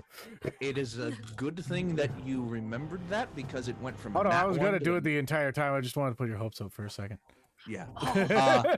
But it's a good thing you did because I went from a nat 1 to a nat 20. Yeah. Yeah. Yeah. All right. So for the nat 1, okay. it just kind of like, and it like doesn't even hit you. It like, its fist is like right here. You hear a clock, like just a ding, or like some of the gears move, and you just feel their fist stop. Exactly. And that's the end of its turn. So, Allie, you got 1 in front of you, and you got 1 on death's door behind you. Oh, sorry. Hold on. Moonbeam for the other one. 12. I believe that's a failure. It is. A failure. Yeah. The minimum amount of damage you would do? 3. At least 3, but it was a 19. 3, it would die. Oh, hey. So it did. the punch starts to come for Dono, and it just like stops and just kind of like and just like falls over in a heap in right in front of Sundial. The net is still trapped around him, but it would be very easy to get off at this point. It takes an action to get out of the net, doesn't it? Yes. Okay. Yes, it does. Cool. So, Allie, now it is your turn. I'll be taking your arm when you die for that. And I'm gonna just take my dagger and try to find a weak spot around where its neck connects with its body, assuming that's where a lot of weak spots tend to be on automatons. Make a bonus action investigation check to look for a weak spot. It's 13. 13. You don't find one immediately. It'll just be a straight roll. Okay. There's I'm running advantages or inspiration. disadvantages. I'm using all my inspiration today. You are. There we go. That's much better. A 23. 23 to hit. Hits just shy of the threshold for an extra damage dice, though. Okay, and that's only going to be 7 damage. 7 damage. Not very much. Nice. Very nice. Very nice. Alrighty then. It is still on its last legs. Yes. I'm going to then try to jump back and skirt around it if I can get around the other people in the room. Sure. So you'll leap back kind of towards the barred window. And since I didn't take movement last turn, I get my feline agility back. So I'm going to use that again to make sure I want to basically get behind it. So if it attacks me again, it's going to turn around. What do you mean you didn't take you didn't take movement last turn? You did that last turn. Oh, you're right. I'm sorry. Combat so seems you so actually long can't to me. move. So I can move. Well, you can move, but you don't get your 30 feline feet. agility back. Yeah. Okay. Yeah. That's right. I gotcha. So, alrighty. You kind of like skirt around it, and you notice to the left of you, if you are now behind where it is, to the left of you, you see another door. Doesn't immediately look like it's locked, barred, chained, anything. No, But there is a door there. All right. So now it is Willow once more. Once more unto the breach, my friend. Are they all? They're still all around him, aren't they? Zog and Quinlan are. Allie is not. There's. You would still hit at least either Zog or Quinlan if you wanted to try to hit this guy with Moonbeam. Yeah. Unfortunately, my apologies. It's all good. No. Here to watch you possibly die. That's morbid memory. All right. Wow. Thanks. Okay, it's not a corpse, so that's not gonna work. Yeah. Okay, we're just gonna do. Just wait till I get strong enough. Right? And it won't matter if it's a corpse. Okay, if you. YOLO, we're gonna do chill touch. Okay. Like- Do constructs have something Yes. against chill touch? I believe they do. Hold on. Let me Yeah, look. well. Monster menu. Well, it's one I get a roll for, so. Players. I made a video about this too, but I actually don't remember. Chill touch. I believe it has a thing against constructs. Oh, well. Chill touch. No, it does not. For some reason, I thought it did. It has something against undead targets, not construct targets. So go ahead. That's gonna be a no anyways, so. Uh-oh. That was a 9. 9. Miss. Yeah. No hit. No, I'm just gonna stay up in the corner. I'm gonna All move a right. little bit though. So I'm here. I'm over here now. Yeah. Sundial. Yes. You're in a net. If you'd like to get out, you can use your action. I don't care to get out of the net. I can still cast spells in the net. Does Restrained have anything to deal with those? I believe so. Alright. Right? I think it's just melee attacks you can't do. Let me check. It might affect concentration, but otherwise. I'm not concentrating on Restrained. anything. So. Restrained creature speed becomes 0. Attack rolls against the creature have advantage. The creature's attack rolls have disadvantage. And it has a disadvantage on dexterity saves. So you're at disadvantage, I think, regardless of whether it's a spell attack or a melee attack. By the wording there, That deck is like one of the best things I've had one of my players have in game. Queen of Swords. Yes. Very nice. All right. Oh, Dono's dealing with kids. While he's doing that, if anyone wants to look at the room around them, I'll let that be a free action. All right. Yes. Oh, there he is. All right. No, go ahead. My daughter's having a crying fit. Oh boy. Okay, so the room around you. Stepping into the room, like having stepped into the room, you now see 2 doors. If you're standing at the door that you burst in, on the right-hand wall, the wall that you are fighting this last automaton on currently, there are 2 doors. Kind of equidistant from each corner and each other on the wall. The barred window goes somewhere else, and to your left, you see what looks like a caged entrance of iron bars and a caged door that opens up to another long hallway. But this hallway looks slightly different. Its decor is a little bit different. The door, all 3 of the doors are closed, but you cannot immediately tell if any of them are locked. Okay. Sundial. Yes, I would like to again twin spell, but 2nd level chromatic. Well, actually, how badly does the guy in front of me look? Pretty bad. Looks like it. If it's a really strong attack, it might die in 1 attack. It would take a couple of weak attacks. It's definitely beat up and bruised. Because I can deal like a lot of damage to it if I wanted to.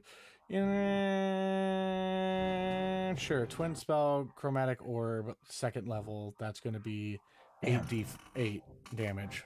This is a lot of sorcery points you're using. I know, but You are keeping up with them, right? Yes, I am. I currently actually not still like since I have been using up my 1st levels. I keep having 5, so. Right. All right, so a twin spell chromatic orb again. Okay. Okay. Yes. So their AC is 15. Their AC is 14. 14. Okay. Both of those hit. One just barely. The other one we're good. Go ahead. Okay. So Minimum amount is what, like 6 damage? 8. Roll your damage. 7 7. plus 5 is 12 for the first orb, or first beam. First orb is 12. 8 and 10, so 18 for the second one. The first one is... So that's 30 total. Yes. Damage First types. one is 6, so I think that's necrotic. No, radiant. Thunder damage for the first one. And then fire damage for the second. All right. How do you want to do this? I just like literally look at this thing while restrained in a net, and I just go like, "Hasta la vista." Your rays burn a hole through the net as they activate the fire one, especially, and it just burrows deep into the chest cavity of this thing. Just Yeah. And just like falls apart. Melted metal and stone adorn the floors and walls of this room. And All it right. falls To its own hubris in your avarice. All right. And that is the end of combat. Oh, I could have No. used my restore balance to be able to make it so it was just straight rolls, but whatever. I still hit. Perfect. So, you could have, yeah. So, the room falls quiet once again around you. And seeing the corpses of the robots around your party, we're going to head. We're going to go ahead and take our 5 to 10 minute break. So, don't you go anywhere. Don't you turn that dial. We'll be right back after these probably ads. Not ads. Oh boy. Now we'll definitely be right back.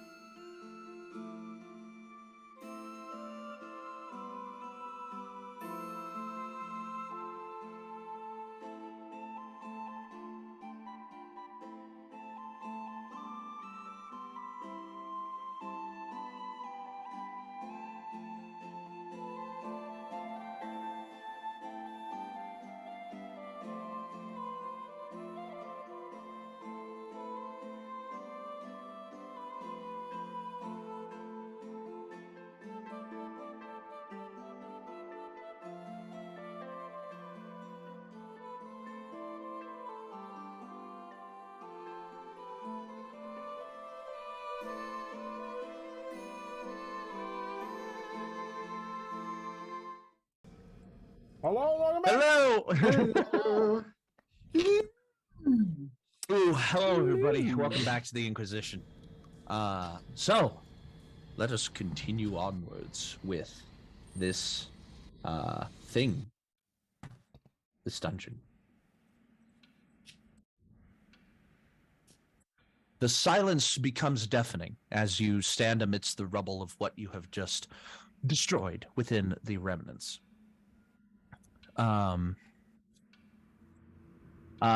You find the opportune moment to rest yourselves in this room. The door is blown off. The front door is blown off its hinges, but there is still plenty of security around you in every other direction. Oh my gosh! Excuse me. This is still, whoo, rancid vibes. So, combat is over. If you would like to investigate your environment, if you'd like to roam around, see what you can see, you may do so. We'll see what I can get off these guys. All right.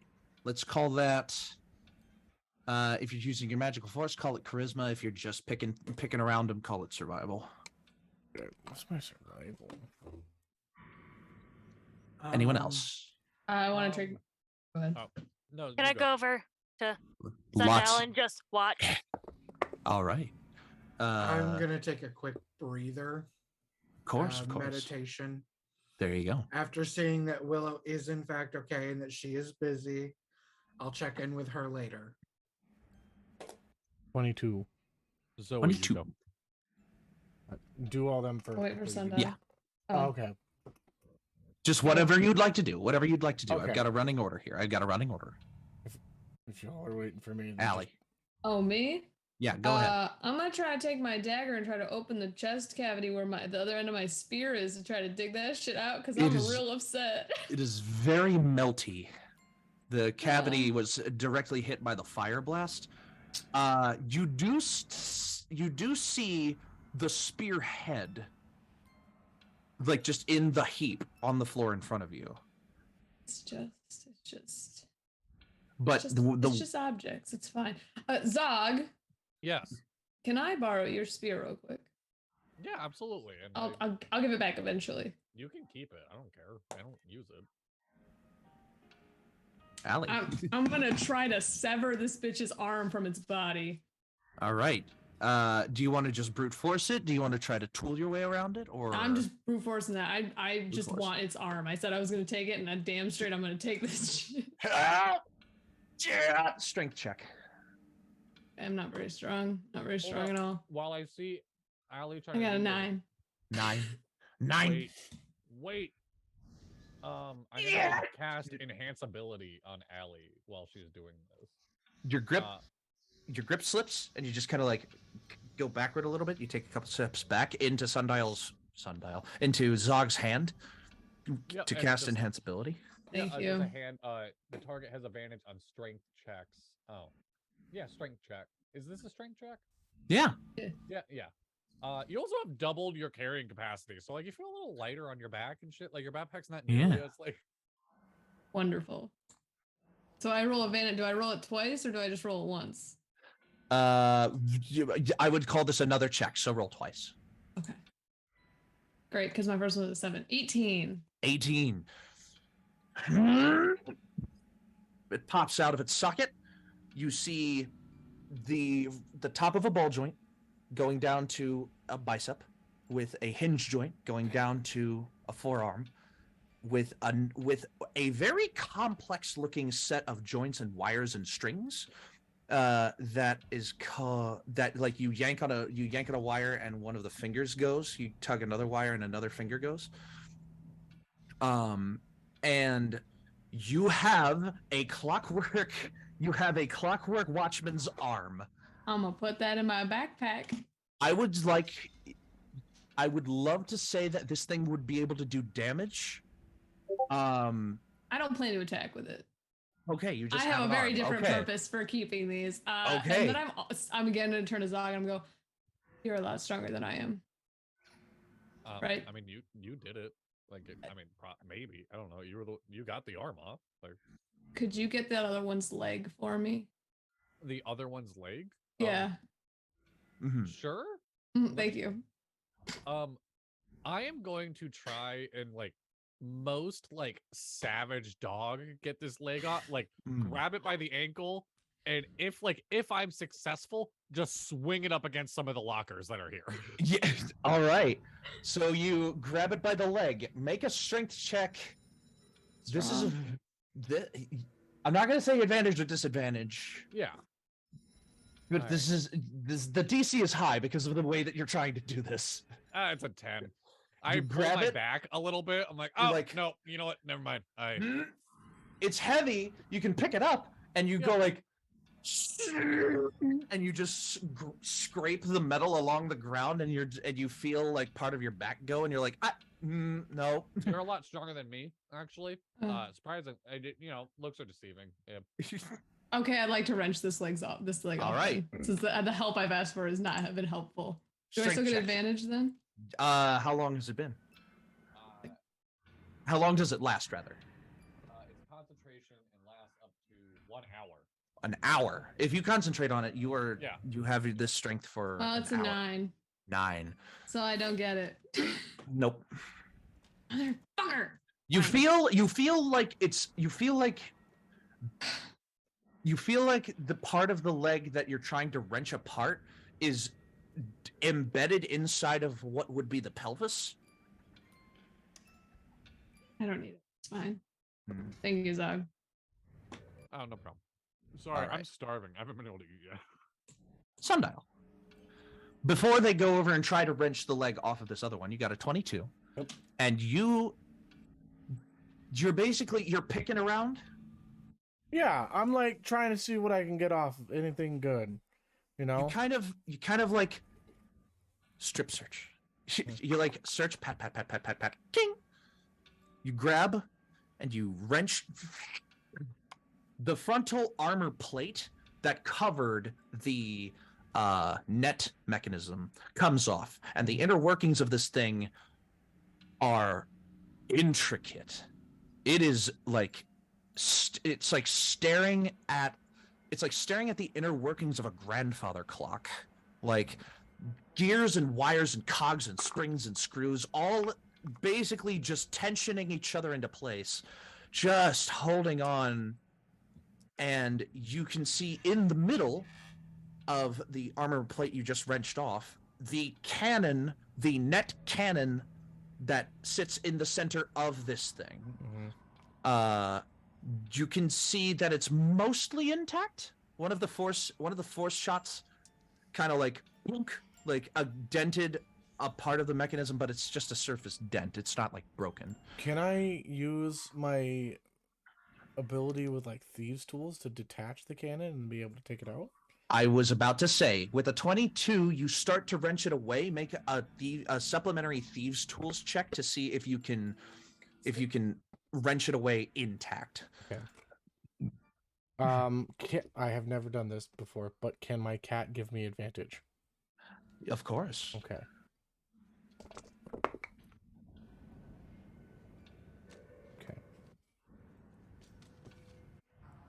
Oh, thank God. I thought that was a 2. It's a 16. All right. So with my dex and proficiency with these tools, that's going to be a dirty 20. Dirty 20. God, I was like, no. You kind of like from your form, you kind of project a pry bar, and you're just like, and your cat just kind of like saunters down your arm and is just and just like sits on the body to give it a little bit more to like push against the body, and just like you have a net cannon. All right. It is currently loaded with 3 nets. Oh. Is net cannon a thing in D&D? It is a thing on this monster. I don't think it's a standard thing in D&D. I'll just add that I have 3 nets and a cannon, and then add a cannon. If it gets to that point, I can give you the stats of the net cannon itself. It is a +3 with a range of 5 to 15 feet.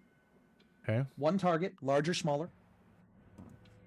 You can fire a net with a 20-foot trailing cable anchored within the chest. The trailing cable, you see that this mechanism has like the winch and the trailing cable is inside of the cannon. So it like there's a fusion that takes place and it looks like it's loaded in a very specific way. You could theoretically, if you made more of the nets that this thing shoots, you could reload it with nets. But that would be a lot of tinkering, a lot of messing around and trying to figure out stuff. If only we had a friend that was an artificer. If only, right? If only. We while love you. this- We love you, Sparks. All right. While this is going on, you said the walls are lined with lockers, right? So this room you're standing in looks like it is a lobby. In the behind the counter, the back wall is lined with lockers. But you don't see immediately the door to get into that office. Oh, okay. You assume that it's one of the two doors on the wall. Okay. Well, I definitely want to check out these lockers, so I'm gonna start like poking around doors and stuff. Yeah, you go up to the first door on the right-hand wall from the entrance, and you kind of like grab. And inside you see a closet. Just looks like a standard broom closet. Looks like it may have had some brooms and a bucket and a mop and a in it at one time, but that all kind of disintegrated and rotted away. It happens. If you want to investigate inside, you can. You don't have to though. No, I'm good. He's just gonna open it and be like, "Nah, no lockers." Yeah. Close it back up. You go to the next door. Locked. Or rather, it is a single handle, and you grab the handle and you pull, and it's locked. There is no bolt. You do not see a bolt for a lock on this side of the door. Can I just kick the doorknob off? Kick the knob off. Yeah, just the knob itself. Because like, if there's no lock, it might not open it, but at very least, it will get me to the lock mechanism for somebody else to open it. Sure. Make an unarmed strike against the door handle. I have an AC in mind. All right. Unarmed strike. Please roll well today. Finally, a 21. 21. You kind of like reel back and you give it a just good old kick. straight up kick the handle, and you pull two of the screws out of the wood of the door, and the handle like it like wrenches, and behind it you see a solid metal like component where the bolt is, but no way to open it. Okay, so there's not even somewhere to like throw in. There's nowhere to put a key. It looks like you reckon. What's your passive investigation is 10. You reckon it's kind of weird that there's a one-way lock on this door. Okay. But, it makes sense. It's a one-way lock. That's what it is. So. Yeah, I don't know. I call it sundial. This locks. This lock is weird. Okay, cool. What? As I walk towards the area, I'm gonna take like my maul fist and just break the leg off for Allie. You smack it right in the middle of the chest. I just rip the leg off because the leg. +4 strength. You see that the chest like caves in and explodes in a smattering of pieces and bits and bobs. Shrapnel flies around the room, not damaging shrapnel, and you see the pelvis like kind of cronk, like it just wrenches up in such a way that the leg, you just like pull on it and it just gives. I loosened it for him. Exactly. Thank you, Sundial. No problem. And I go walk to the door. All right. You now have. And I just pull up my pants. I'm like, what seems to be the problem? You have a Clockwork Watchman's. You have a Clockwork Watchman's head, arm, and leg. Okay, I'll specify. You have a Clockwork Watchman's head. You have their right arm and their right leg. Are you gonna try to build one? Absolutely not. This is for a very specific callback that we will get to. Maybe never. Fun. All right. So take a look at the lock. It's a one-way lock. Okay. You would basically either have to break the door down or burrow a hole to the other side to try to unlock it. What is the walls made out of? This door is made of wood. The walls around it are made of a very solid, like, they're made of like a very solid stone. Okay.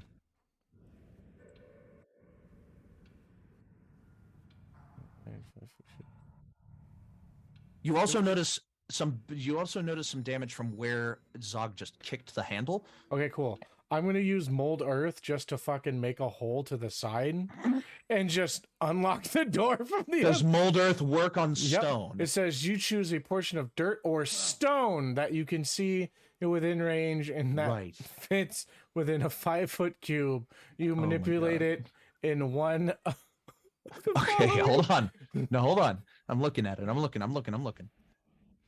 Where's is on the ground? It becomes Actually, difficult can I terrain. just like? If you target an area of loose earth, you can instantaneously excavate it. Yes, I'm not excavating it. I'm just putting like my hand through the You wall. cause shapes, colors, or both to appear on the dirt, creating images or shaping patterns.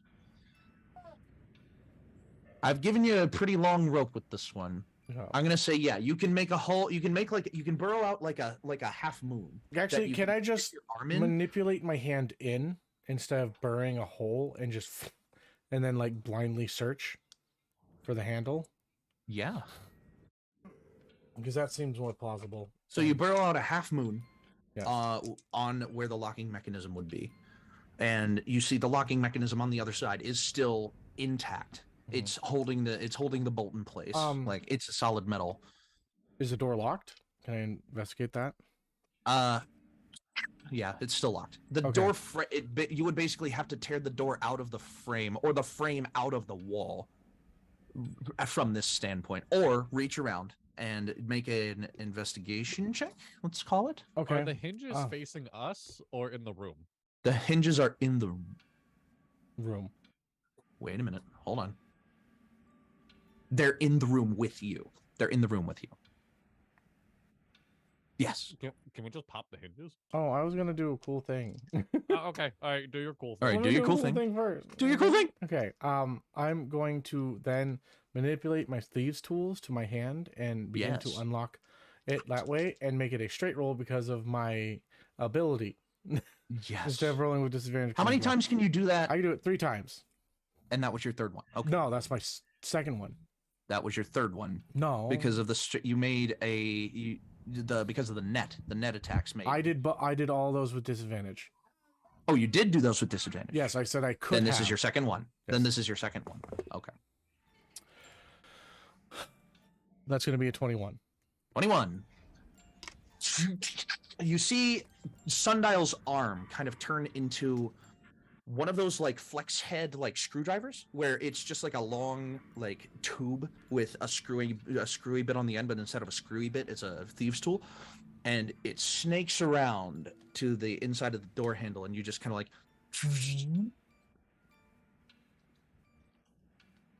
and the door swings open. I pat Sundial. I'm like, fucking killed it. And I go and I check out these I lockers. punch him in All the right. shoulder because You walk into a transfer room. This room is connected to both the lobby and the reception desk, but there is another door to the reception desk. As soon as you open this room, a rotting stench fills your senses. It is very much not a pleasant smell. The detritus and decay of a body on the floor before you has created a black spot on the floor. Apparently, this person locked themselves in this room to protect against something. And the Zog, stench has just been airtight sealed in this room ever since. Zog very disappointed. Just I just want to see if there's cool shit. I don't like Mm-hmm. it. And he just crouches down, doing what he can to like not like Yeah, gag just or like- anything by the smell. Well, that's trying to like be respectful as possible, Mhm. trying to like not cover his face or anything like that. Mhm. Immediately just starts to pray for whoever this was in here to Umberly of just like I know he wasn't on the water, but I don't like seeing like people just suffer. I don't know where he is, but if he needs a ride, I can't give him it anymore if you can. Dippy, can Oh. Sundial use prestidigitation to clean up all the blood from off them? You can. It would take a couple castings, but you can.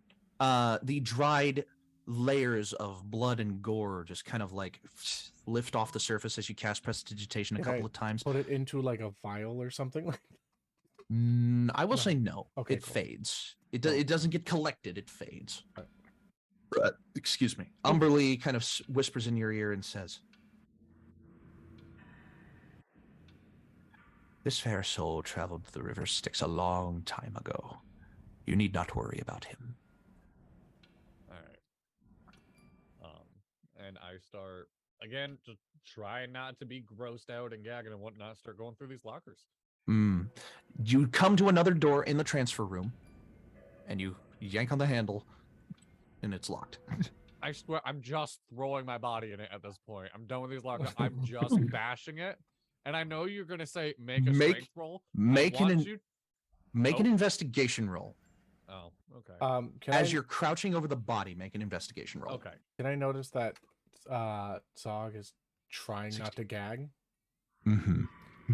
Because It's pretty obvious. okay, I'm gonna make 16? the air smell nice. With All right, prestidigitation. prestidigitation. The air instantaneously smells like something that Sundial picks. As Quinlan walks copper. into the room, My I'll first just be thought is like, dead copper. guy on the floor. Dead guy on the floor. Don't slip. As you're praying over the body, you look down and you see clutched in his left hand a ring of keys. Oh, hell yeah. Fuck these doors. I grab the ring of keys and I just. The hand comes with it. You know what, buddy? This is a real monkey's paw situation, and I'm here for it, and I don't fuck with it. All right. Does the hand give him the help action? I wish. All right. I mean, You really rifle talk about giving the a ring of hand. keys. You rifle the ring of keys for a couple of seconds, and you find the key that fits in the lock on this side of the door, and you see about 10 like slimline lockers, topped by 10 like cube lockers, just little squares. Okay. And along the bottom, underneath the reception desk, you see what appears to be an area for where drawers would have been, but there are no drawers in them. Picked fairly clean. Okay. Every locker on the wall, again, it looks like it has a lock on it. Like an internal lock. Any of them that don't open, I am just bashing with my warhammer. You rifle through the keys and you Oh, try. I totally forgot already. Took me 2 seconds. You rifle through the keys and you like, nope. Yes, and you see a sword, Tell me about the sword. almost untouched by the elements. Looks like fairly shiny, fairly new. I grab the sword. Fine. It reverberates in your hand. You feel the power and strength gathered in this sword. It is a short sword, but it feels like it's made of something that isn't just standard iron. Can I do? First, like more than anything, I want to do an Arcana check on. Trazhie's just out here like Check. hyping, Go ahead. but completely muted Alex. at the same time. Yeah. 11. 11. You don't feel any magical aura coming off of it, Okay. but the material itself seems like it is different.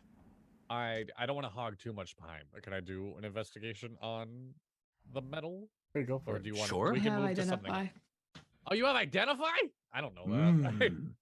Doing an investigation check. and Actually, then I'll I bring it think to you other would people. because I used it in front of you like 4 episodes Oh, ago. you did. I rolled a 4 on my investigation. So 4. I'm holding this sword. Yep, looks like a sword. That is That is a Metal? shiny ass sword. Allie. The best guess I got is this is made from like turtle shell again. We keep seeing those. Oh. Can you cast identify on it again? You pass the sword through the bars, through the window in the bars. I don't want to touch and this shit, but yeah. I cast You don't spell wanna- magic on it. I'm kidding. I'm kidding. I don't have the spell slot for it. Yeah, I use one of my last 2 first level spells to cast Identify on the sword. Incredible.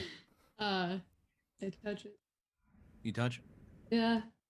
Identify? Are you just casting Identify, or are you ritual casting Identify? Well, I don't want to spend 10 Or minutes. actually, can you? I was about to say, can you? I don't want to touch this thing for 10 minutes regardless. Right. I'm touching it, Identify, and then take my hand off.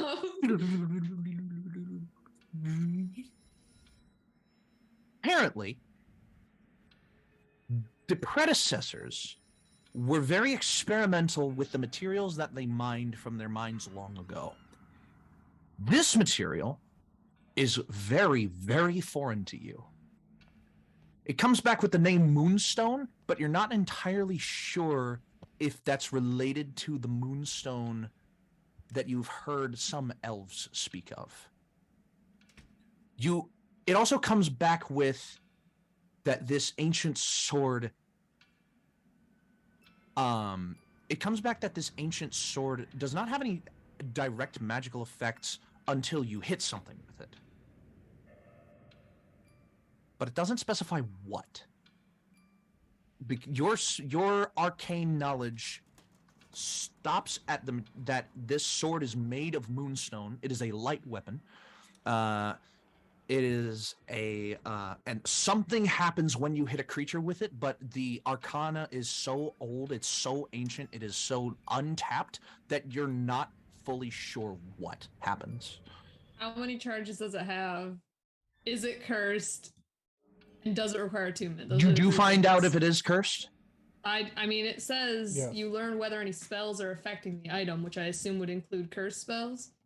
And then fair. it also says I find out whether it requires attunements and how many charges it has. It does require attunement, and you feel like it has 1 charge. And the curse?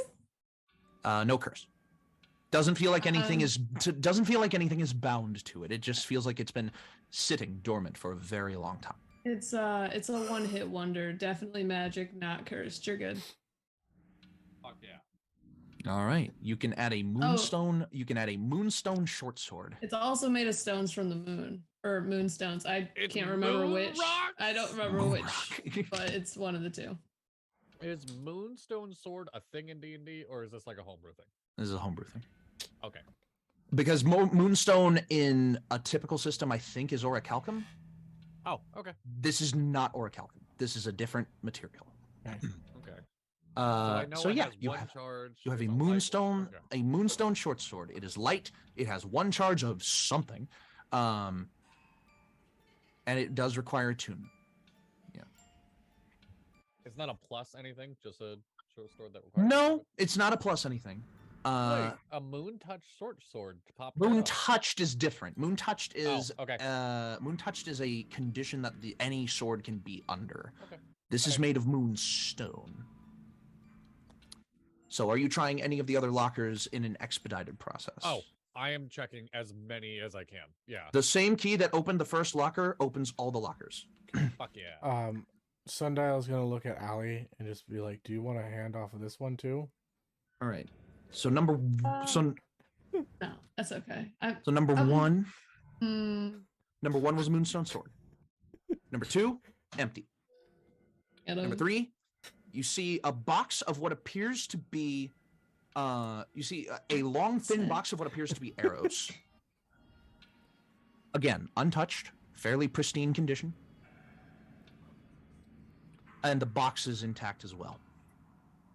In the same slimline locker, you see what can only be described as a wallet. It looks like a leather folding pouch. And it looks like you can open it and it has a pocket. Okay, cool. I put that in my pocket. All right, you have a wallet. You have a box of 10 arrows. Question mark, question mark, question mark. That was number 4. Yep. Number 5, you see something that I'm going to get back to because it is a very complicated looking thing. Cool. Number 6, you see 2 more swords that both look almost exactly the same as the first sword that you found, but instead of short swords, they are scimitars. Okay. Number 7, empty. Number 8, empty? Question mark. Number 9, something looks off about number 8. Number 9, Okay. empty. Number 10, you see what appears to be a uniform. A workman's uniform. Looks fairly standard fare. It looks like they had a cloth hat and a long garment on their front, possibly an apron. Looks like just a fairly suitable enough shirt, pants, and shoes. Is there a name tag on it? You see a name tag written in a language you do not understand. Okay. I wrote down all your languages. Yes. Fuck. You see someone has the language for this name tag. Okay. We'll cross that road when we get there. Yep. All right. So what do you want to do first? Number 5's big thing or number 8? Number 8. Number 8. Roll an investigation check for me, please. Sundial walks into number 8. What? Sundial walks into number 8. Yes. Okay. 8. I rolled badly, but I got an 8 while investigating locker number 8. I feel like this means something. It doesn't. You kind of like start patting the inside of the locker. Like, wait a minute. I heard something somewhere. And you just like pat, pat, pat, pat, pat, pat, pat, pat, pat. Ooh, you feel a little something underneath your hand on the top of what appears to be a shelf in this locker. And you just like, maybe? And you push a button. The bottom half of the locker falls away into an empty room behind it. Man, I thought we were gonna get a gun. All right, so number 8 is a secret room. Mm-hmm. All right, And number 5. Yes. Before you is a very strange looking artifact. Okay. A long metal tube tied to a stalk of what appears to be made of wood. A mechanism underneath a mechanism on the wooden stalk that appears to be half moon shaped. It almost looks like you could fit a finger in it. On the long metal tube, there is another long metal tube attached to the top of it. Looking it over, you see that it is engraved and filigrized, and all kinds of decorative nonsense has been adorned on the outside of this thing, whatever it is. Okay. You kind of move it around in your hand, and it's heavy. It feels heavy, but it's also like you could use this in some way. You've never heard of anything that looks like this. You've heard tell of strange metal objects that people have been trying to replicate from old wreckages of predecessor ruins. And you have heard of trailing success. On one side of the wooden stock, you see tally marks just etched into the wood. You see about 7 etched into the wood. On the other side of the stock, you see something written in a language. What are your 2 languages again? Common and Orc? Common and Orc. In a language you do not recognize. And as you kind of like are moving around it, you look down the top metal tube and you see an enhanced telescopic vision with what appears to be 2 black lines. Oh, yeah. You kind of rest your hands on this thing in what makes them feel the most comfortable. And this thing looks fucking cool. It looks awesome. There's only one problem.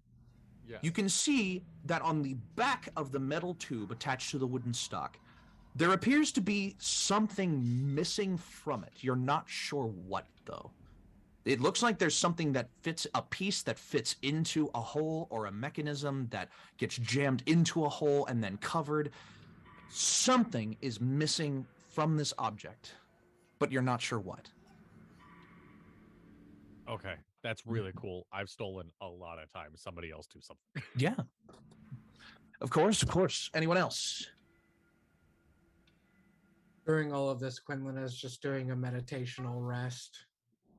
Meditational rest. Absolutely. I will continue my conversation Rest that I and had with recover. Allie because they looked like they were questioning everything. Go ahead. I don't know. I don't know if it's smart to bring almost an entire clockwork robot with me. Oh no, this is just a dead Places. guy. No, yes, but like the reconstruction process may not be that difficult for someone who knows what they're doing. I don't know if I want to put that much power in someone's hands. Specifically, the person I'm thinking of.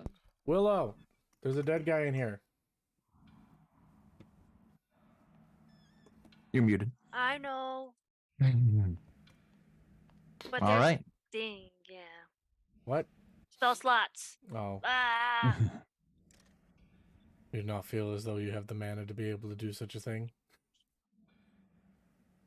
well, do you think we're probably gonna fight more things, aren't we? It seems to be a relatively safe place. This person seems to have locked themselves in here to protect themselves from something else. And I did not damage that door, so... No, you Oh. did not.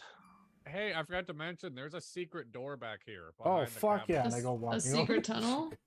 Okay. Secret tunnel. This is in one of the slimline lockers. Oh, So so Zog might not fit. there is a very good chance that you would have to pick a smaller member of your group. I just stare at Alley Cat and Willow.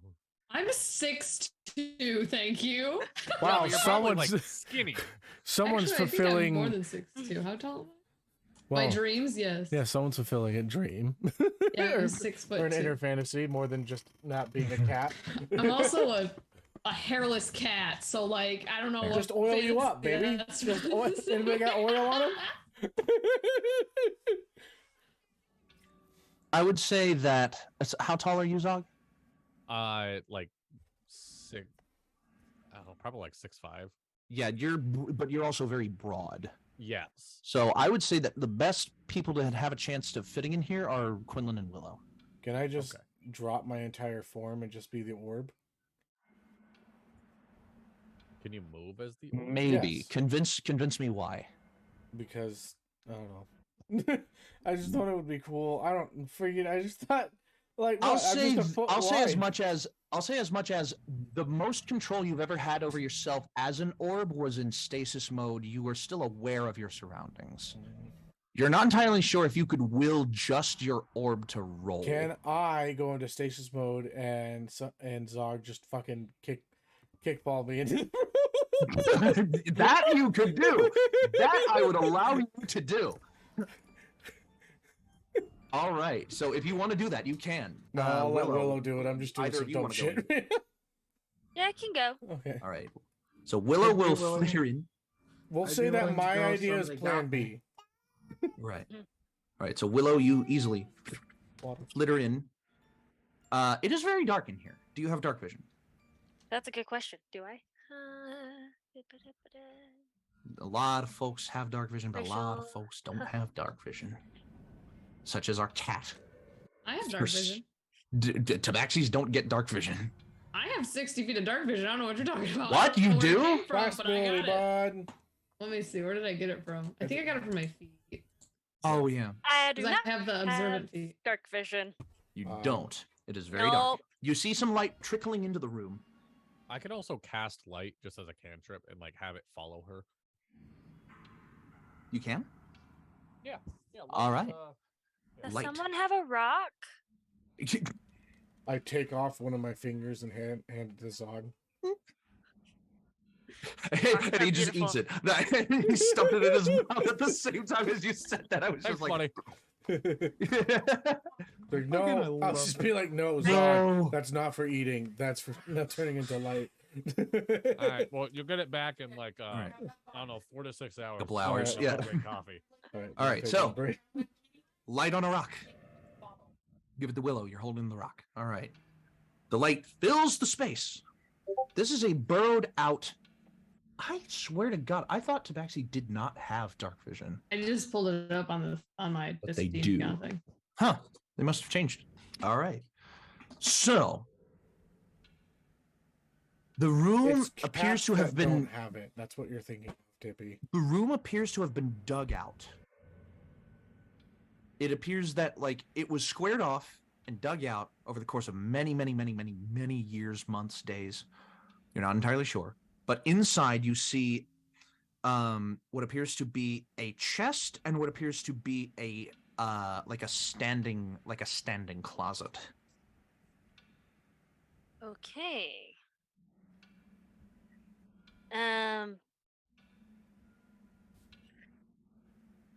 Well, Real quick, can I send Mosaic in there to give her assistance Sure. so she has help? In all of her Mosaic's just like, things? and she just saunters into the room. So you can have advantage on all your rolls.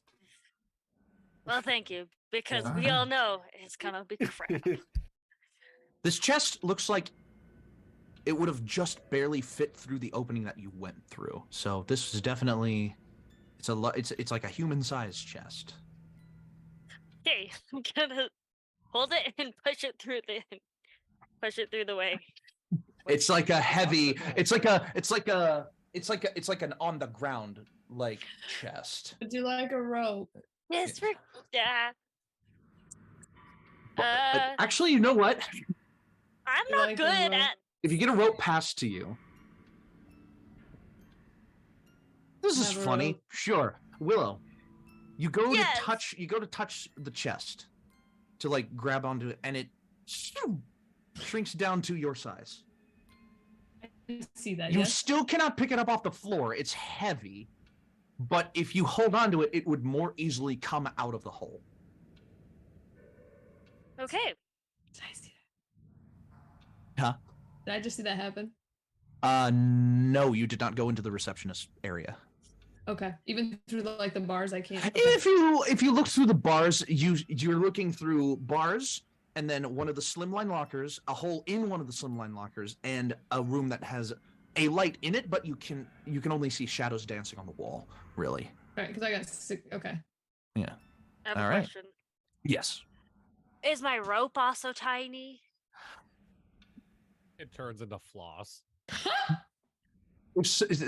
No, your rope is like for purposes of like moving things in human-sized terms. Your rope can expand to human-sized rope. Okay. Obviously, it's just proportional to you on you because you're you. Okay. Yeah. I am going to put the chest down, go Mhm. back, hand someone a piece of rope, Oh, thank you. walk back in, Yep. touch the thing, and Mm-hmm. wrap around with the rope and say, "Come on, I need help." Okay. Zog starts. Tug. No strength check needed. The chest kind of like catches on one side, and then you just tug a little bit more, and you're Yep. maneuvering it around. You pull it out. It is small because Willow is touching it. But if she were to let go of it, it might fill up the space of the whole of the receptionist's area itself. All right, everyone stand back. Willow makes things All right. bigger, and it is you can get stuck. And I place it on the ground so it doesn't just drop. Oh my god, this is gonna be our next Wait, no, that's an off-screen thing. Okay, I'm thinking sure. I'm thinking about the spell catapult now with this concept. Oh fuck. Oh no. And I will tell you how Yeah. that doesn't work, but yeah. It probably wouldn't work. I don't think you would be allowed to be hanging on to it while it was It's cast. still it keeps its weight, and catapult has a weight limit, so you wouldn't be able to do something. Yeah. Get out of here with your real science. The real science. It's fucking Alright. This is a fantasy goddamn science. Get it? fairy. No, Anyway. no. It's in the spell, bitch. Okay. Yeah, That's it's in fantasy the spell. science. Yeah. I love you, Fantasy Dadley. All right. So the chest expands, fills up the room a little bit more than it did. You try the lid. It's locked. I got my keys. You rifle through the keys.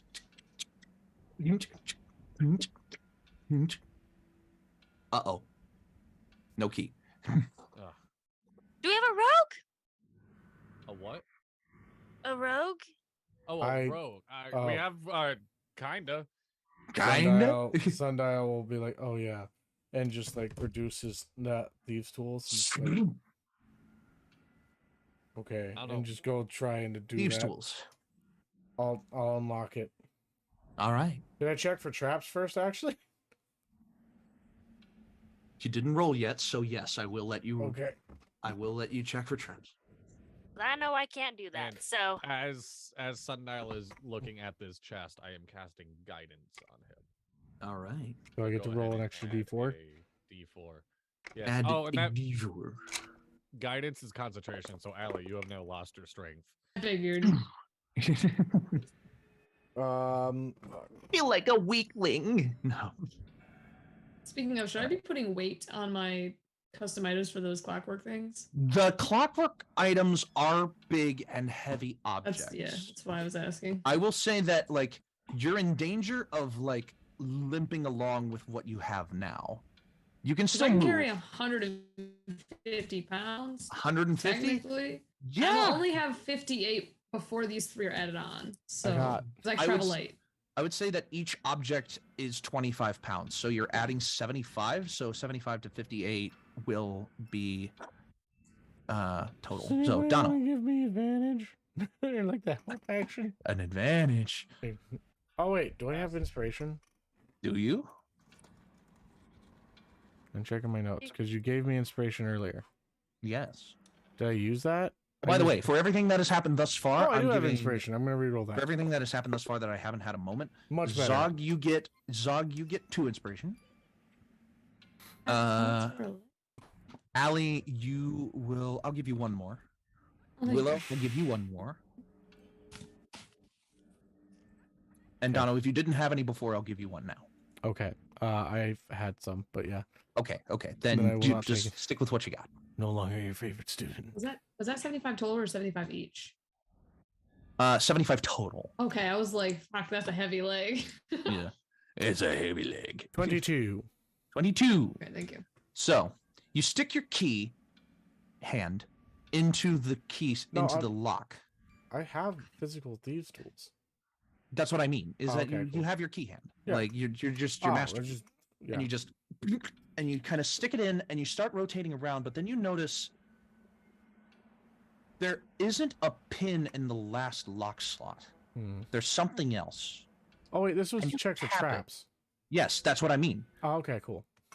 There's something else in the last slot that you just barely tap it and it doesn't sound like a pin. It sounds like something else. And you're like, oh fuck, maybe don't do that. Sticking a key into the keyhole, taking the key out of the keyhole, the thieves' tools out of the keyhole. You kind of like feel around the front panel of the box, around the keyhole, and you feel just the smallest ridge, just an ever so slight change in elevation, and it goes, and you hear the chest unlock and diffuse. And the lid, you open it. Apparently it was a push door.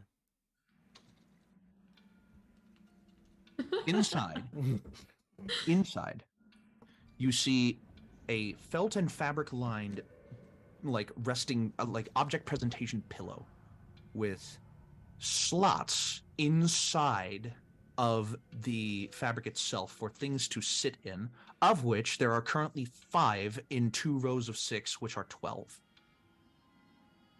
There are 5 what look to be crystals of pure lyramite. However,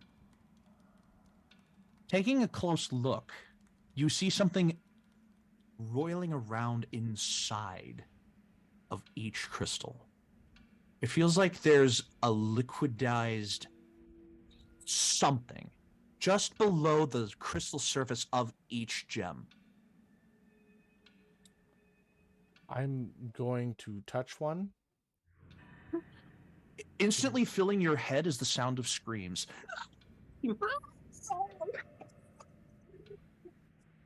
And it continues like that as long as you're touching the gem. I hold it and I'm just kind of like, Zog, it's crying. What? It's crying. Zog, it's Don't crying. put it down. Just put it down. What? But Okay, give it to me. Give it to Okay. me. I handed the Yeah. Zog. I understand emotion better than you. It's fine. Zog.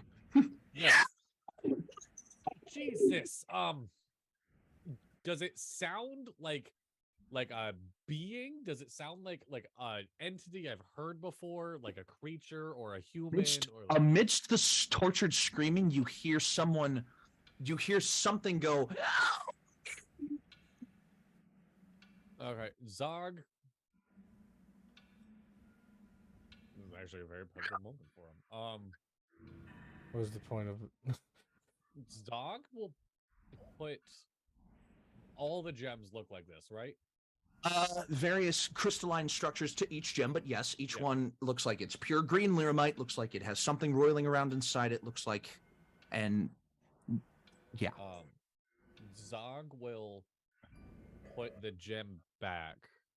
And As soon as you release your hold on the gem, the screaming stops.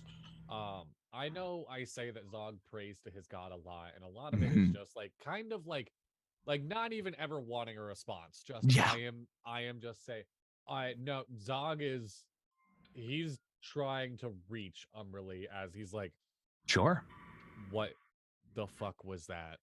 That was pain. That was whatever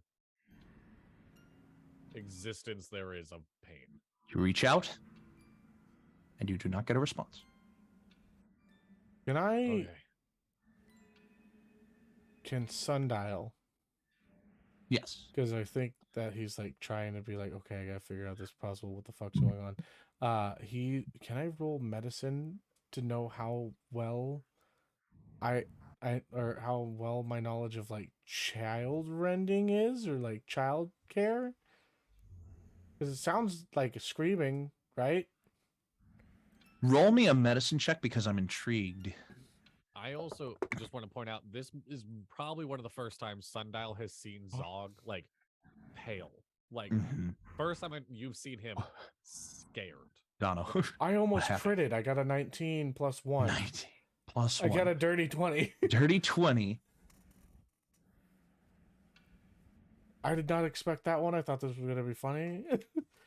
Everyone else except Sundial, take off your headphones for like 10, 15 seconds. I'll make this motion when you're good. Okay. Sundial.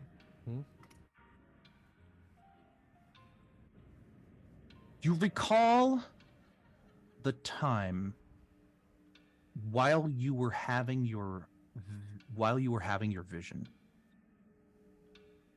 And you remember seeing these figures with roiling energy kind of pulsating throughout themselves in much the same way that these crystals have roiling energy inside of them.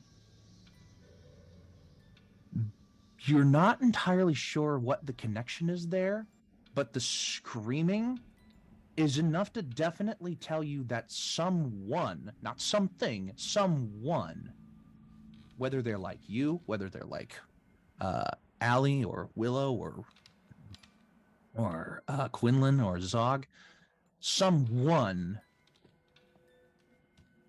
is in a lot of great pain inside of the crystal that you just touched. You are able to make the distinction in your memory pathways of the things inside of these crystals are probably, you're not sure, but probably alive in some way. Okay. Can I? Hey, y'all. Okay. All right. If I touch the other ones, or is it still the screams as well? Or is it just the one? So you grabbed one, you touch the next one, and all you hear is someone's voice going, "The end is never the end, is never the end, is never the end, is never the end, is never the end, is never the end," is just on a loop. Okay. I gotta make that the next dubstep drop. That was actually really good. It's like, the end is never the end, is never the end. It's like I could have. We going hard. Are you holding on to this one a little longer because of the lack of screaming? I will take that one, hold on to it, and then go to grab another one with the other The hand. end is never, the end is never, the end is never. Layered on top of the end is never, you touch the next one, and as soon as you touch it, you're like, hey, get the fuck away from me! Drop me now! Drop me now! Get rid of me! Get rid of me! You have to get rid of me! Drop me! Drop me! And he's just gonna keep. This voice is just gonna keep saying that until you do something else. I put it back, and then I start Put it back. messing with the soundboard because it's just like Yeah, I was just going to say. Sundial will look up to Zog. And you're still holding the end is never, the end is never. I will the put end. it down and look at Zog, Never. like literally make like contact, like the orb has moved and is making contact, and says, "These are like me." What do you mean they're like you? I don't know why, but I feel connected to them. Okay. I They're feel like we need to- alive inside the crystals. Are you thinking we need to get them out of the crystals or get them a body like yours? I don't know, because some of them are in pain. All of them seem to be hurting. How many are there? You have touched 3 of them. There are 2 more. Or 2 more? I will touch the other one. And I touched the one he hasn't touched yet. Like, we'll touch the Okay. separate ones together. So, Dono touching number 4 and Zog touching number 5. Dono, you hear the sound, the ambient sound of someone reading a book. You hear a page turn, you hear and like a sigh and a breath for about 10 seconds. And then you hear, in the same span, you hear, "Who are you?" I am Sundial.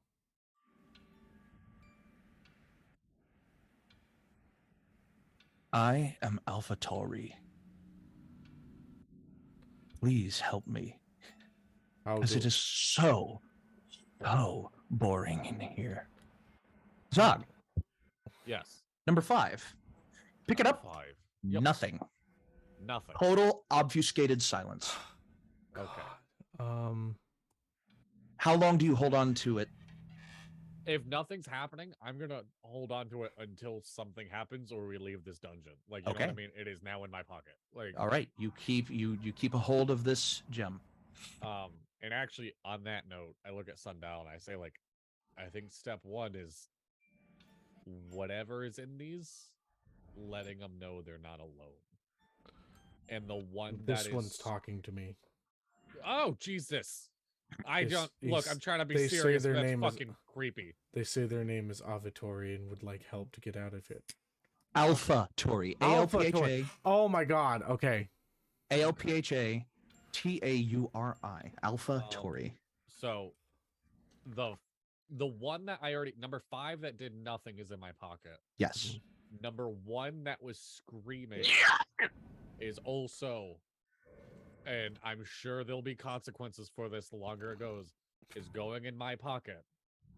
Oh, okay. As I take the gem and I go, you aren't alone. Make a and I put it charisma in- save. Okay. I'm good at them. 24. 24. Okay. Yep. Oh, wow. That was really good. Zog. Everybody but Zog take off their headphones. Oh, finally I get one of these moments. Same thing. I'll do this when you're good to go. All right. Zog. In the first gem, you say the words, "You are not alone." You feel yourself willed out of your own body and into the gem. Okay. You come face to face with what appears to be an old, raggedy hag of a woman. Seems to be more than 100 years old in human years, and She is rising around on what would be the quote-unquote floor of this liminal space. Everything around you is black except for you and this woman. Okay. She looks at you, dead in your eyes. You see chains wrapped around her hands and her feet, and the chains extend into the darkness to a limitless nothing. You do not see the other end of where the chain is attached.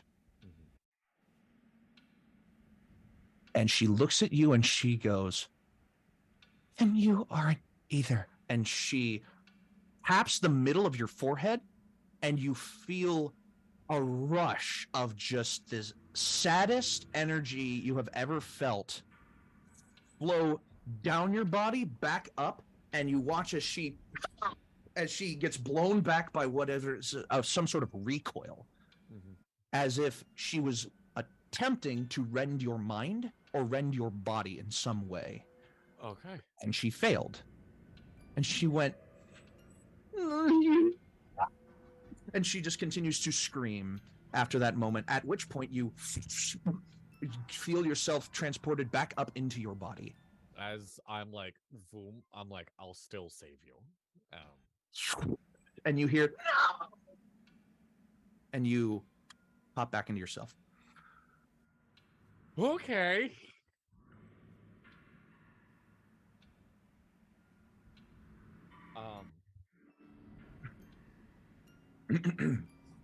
The rest I of wish I you. could just tap Rhys on the shoulder. All right. The rest of you, you watch as Zog speaks into one of the gems. And over the course of one round, you watch him faint, fall against the wall behind him, and then wake up again. And as Zog comes to, he just... There's living forces in these gems. I don't want them to feel alone. Who's willing to carry one in their pocket? I am more than happy to. I give... Give me the worst. Yeah, you know, if you're willing to, and I give number 3 to Allie. Okay. Allie, as soon as the gem touches your hand, you're like, "Ah, I'm not another one. Get rid of me. You're right." Oh, hello. Wait, huh? I'm just What do you like, say? I'm like, hello. Hello? Think about. Say hello to you. Get rid of me. Oh, I'm sorry. I can't do that. And he just starts. You just hear like the baby rage start. I'm just like. I just like take it off to the side. I'm just quietly humming to it. What was number 4 again? That was AlphaTauri. No. Okay. Oh, yeah, wait, yeah. Oh, I have number 4 4 right is now. AlphaTauri. Number 5 is Silence.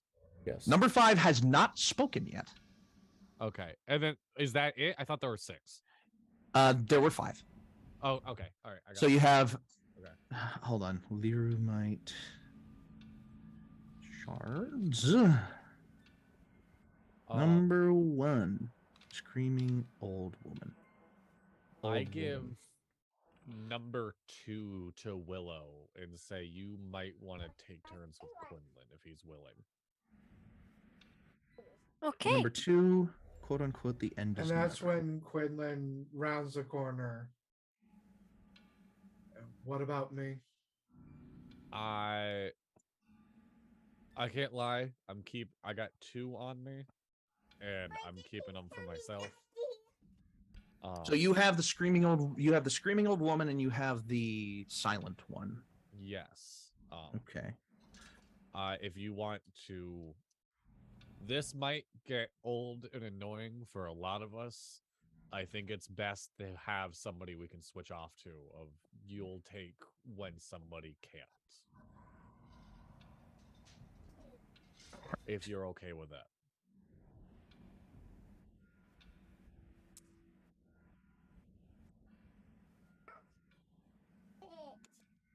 All right. And then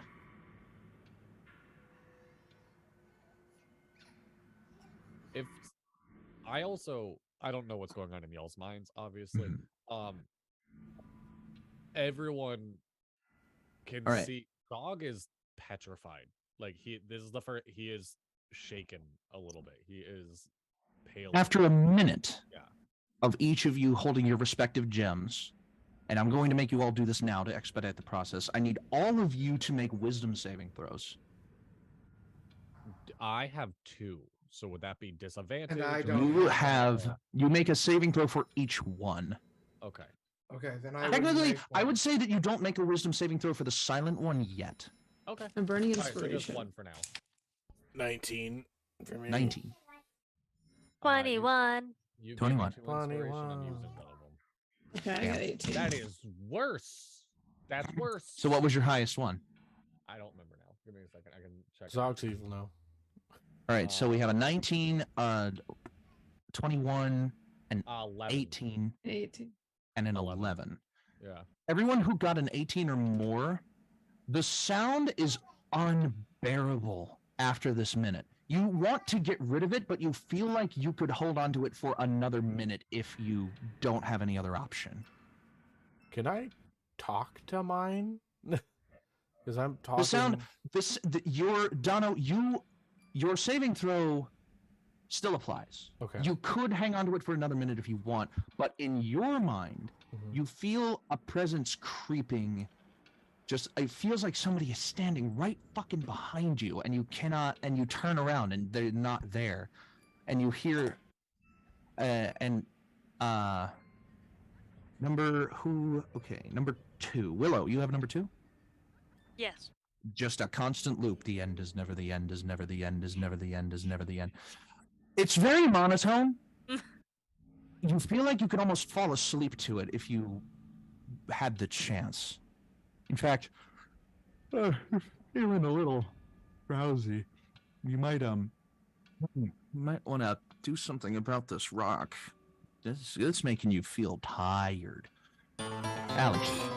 I want to cast heroism at the first level. Rolls This damn after dark. crystal. Heroism? Yes. Describe the spell heroism to me, please. 1 second. Thank you, Rolls After Dark, for the raid.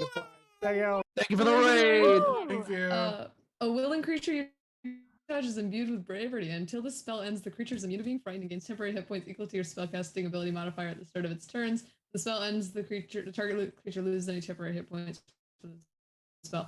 I'm trying to make it less afraid of me as my goal through magic. Okay. You cast heroism on your It's shard. my other might. Right. I just go, it's okay. You're the brave little crystal that could. You feel the magic leave your hand, and then you feel it absorbed into the crystal, and after a couple of seconds, the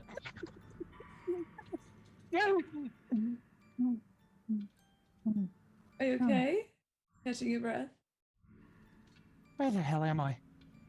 You're currently in my hand in a. No, I you're don't not really in know a where we are. room. I'm in some kind of fucking weird bedroom. It looks like my bedroom. Where the fuck? What? Why do? Bedroom. There's nothing outside. Why is there nothing outside? What is going on? What's your name? I think. Hold on. Give me a fucking second here.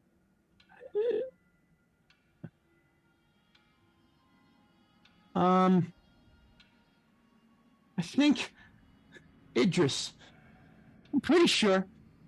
No, that sounds right. Idris. Who are you? Are you a god? Oh no, my name is Allie. Allie. That's a weird name for a god. What can you help me? What do you need help with? I need to get out of here, and I see a door, and I want to get out, but I can't open the fucking door. And you hear the shaking and rattling of a doorknob. Do you remember where your house was? It was I can come open the door from the other side for you, maybe. I mean, if you're passing through Flem, What did you say? You cut out. FLRRM, Flurm. I'm at the house on top of the hill. House on top of it. Okay, can you just take some deep breaths? And I will be there as soon as I can. Do you have any water on your bedside table? Maybe to bring? No. I don't feel like I need water or food or anything. I just feel like scared. I don't want anyone fucking touching me. That's fair. But It hurts. me touching you told me, oh, I'm sorry. I just want to figure out where you were so I could help you. Well, if you're passing through, wait. The fuck are you holding on to me for? And the 1 minute ends. I And just drop it in my pocket. What? Okay, that didn't work. It's muffled. But it's still there. Another minute has passed. I need you to make wisdom save. Fuck me. Okay. Oh, that's a 10. It's tasty 10. And I'm not using my last inspiration because I'm sure there's something better to use. Nobody needs to remove their headphones, but Zog. For one round of combat, Allie, you pass out on the floor.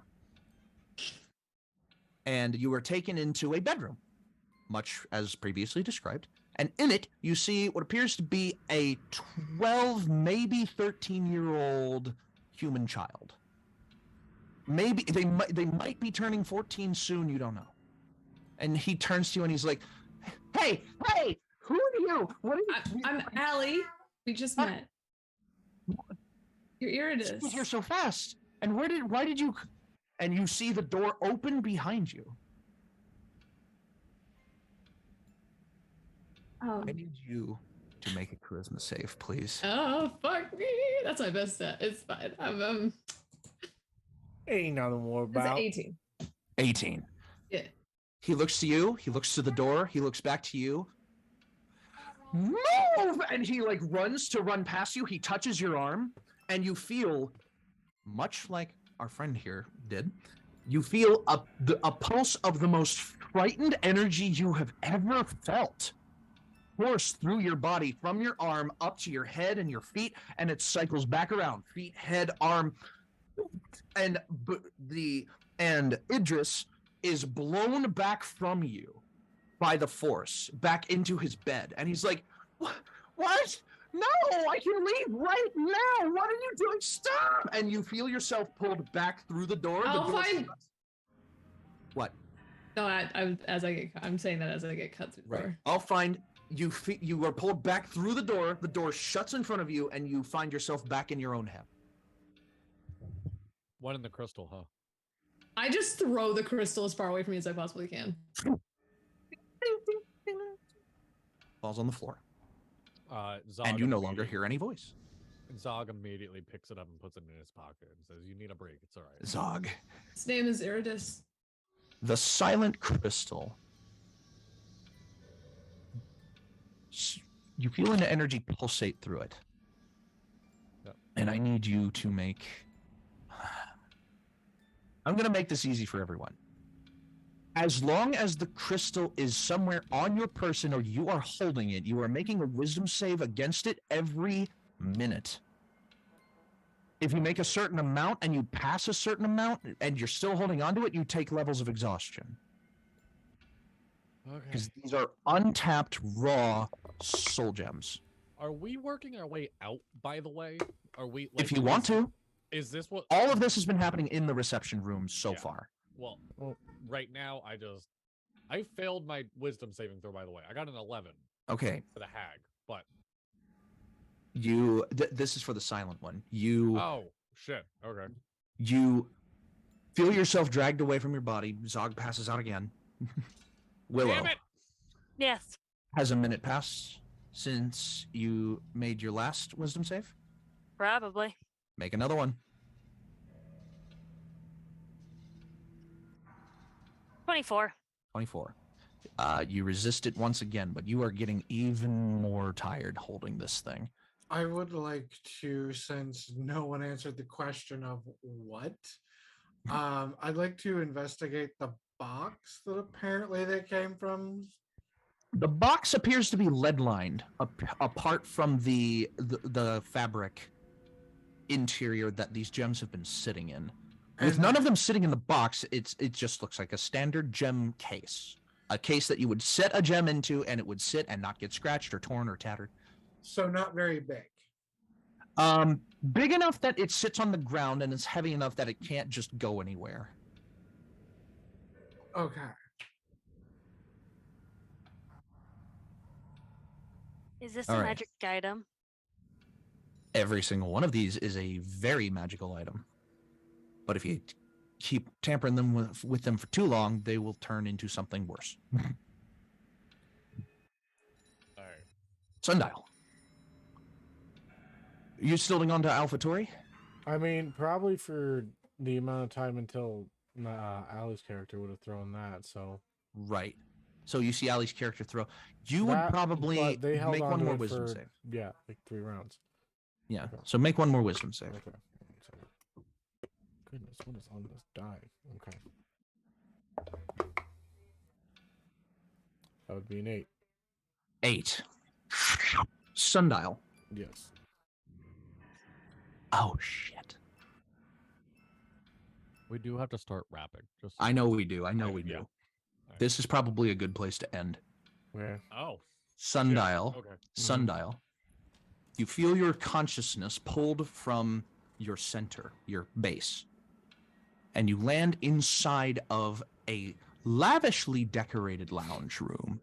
There's a big roaring fireplace and shelves filled with books and all kinds of things just for an intellectual to peruse in their free time. You look down and you see a body that you do not recognize standing in your spot. And you look back up and you see what appears to be a minotaur cloaked in a glimmering field of starlight. Similar to your cloak that you wear, but this cloak, the outer appearance of it is that of galaxies untold. And he looks to you and he says, "Well, well, what do we have here?" And he looks behind you, and behind you you see what appears to be a trapdoor, a hatch. But you look down and your hands are not your own. They're not made of garbage or refuse or litter. It feels like and looks like they're made of an aqueous, slimy substance. You kind of focus on your hands, and your hands kind of pulsate into different shapes. And you start freaking out a little bit. I need you to make a charisma save. Okay.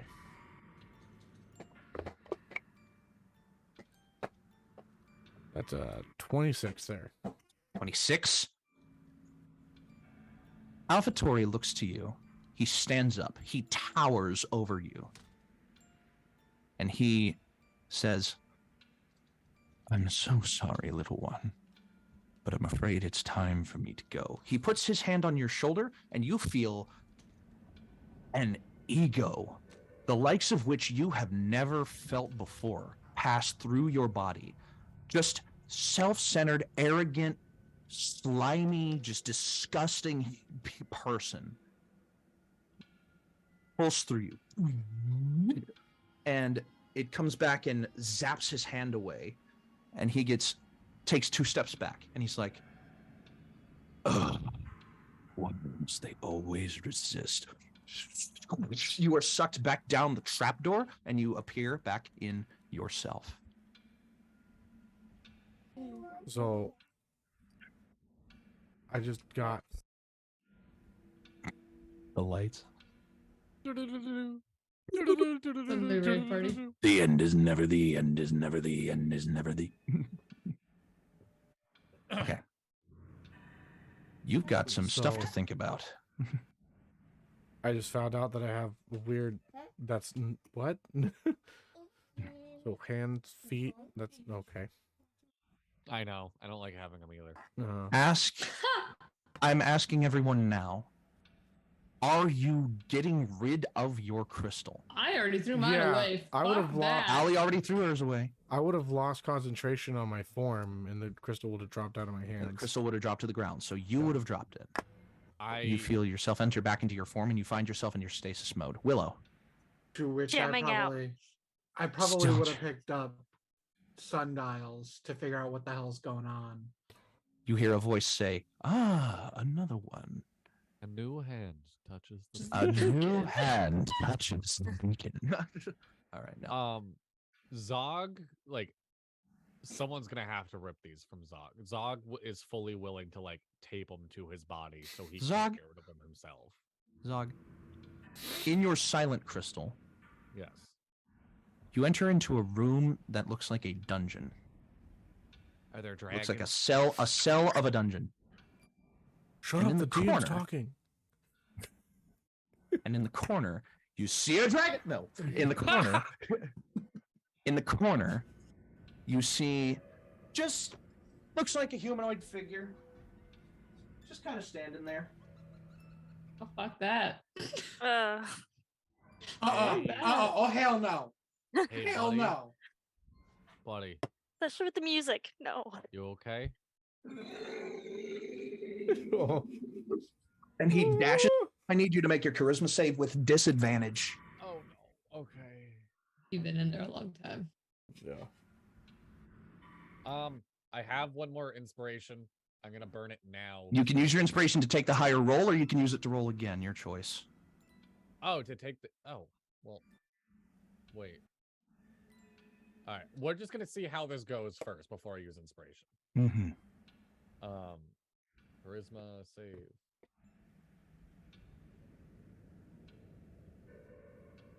Yeah, we're definitely using inspiration.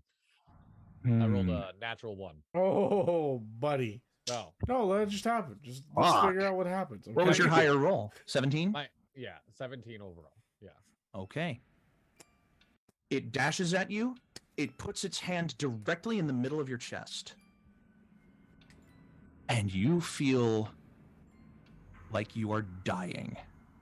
You feel the life force being drained from your soul as this hand is on the center of your chest. And it reverberates. And it comes back. It knocks its hand back. And it pushes you to the side and runs for what looks like the cell door, but it shuts on him, and you feel yourself drained and empty. You will take how much health do you have? 45. You'll take 30 points of damage. And the creature looks at you and goes,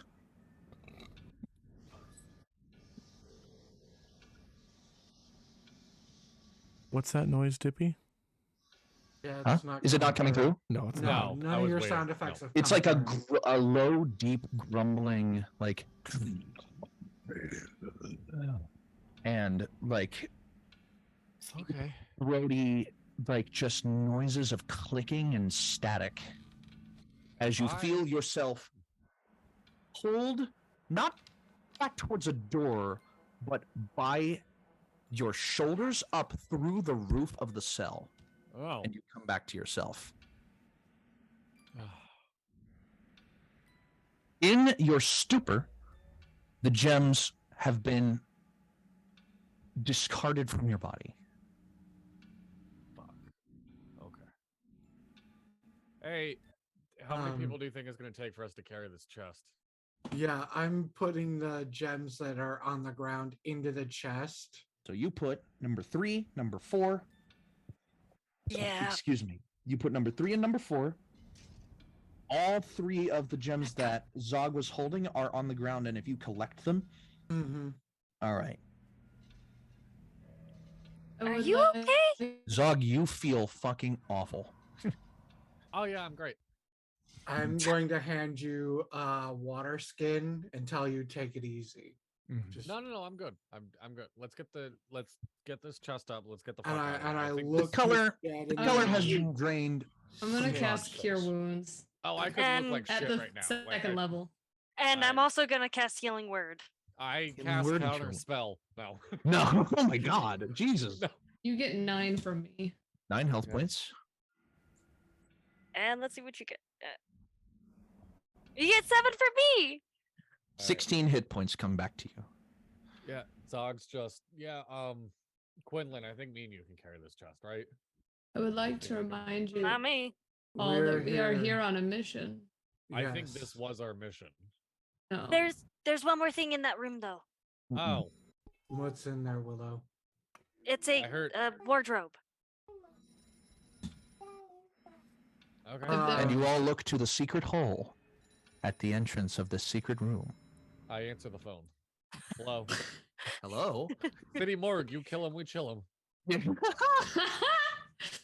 So, you look to the opening of the secret passage, and a dread unlike any other fills most of your hearts. For Sundial, an existential one. For Zog, a physical well-being one. Oh, Willow is still holding on to number 2. No, I put it away. Okay. you Oh. put it away. For Willow, a exhaustible one. For Allie, a frenetic, frightened one. And for Quinlan, you just have no idea what the fuck is going on. And that's where we're going to end the episode. So, thank you all so much for watching. It has been an absolute pleasure to be your DM today. Come back next week after next for another exciting episode. And as always, February 10th. February 10th for all you people calendarily challenged. So, until next time, your adventure matters. Roll for initiative. Goodbye. Goodbye. Bye.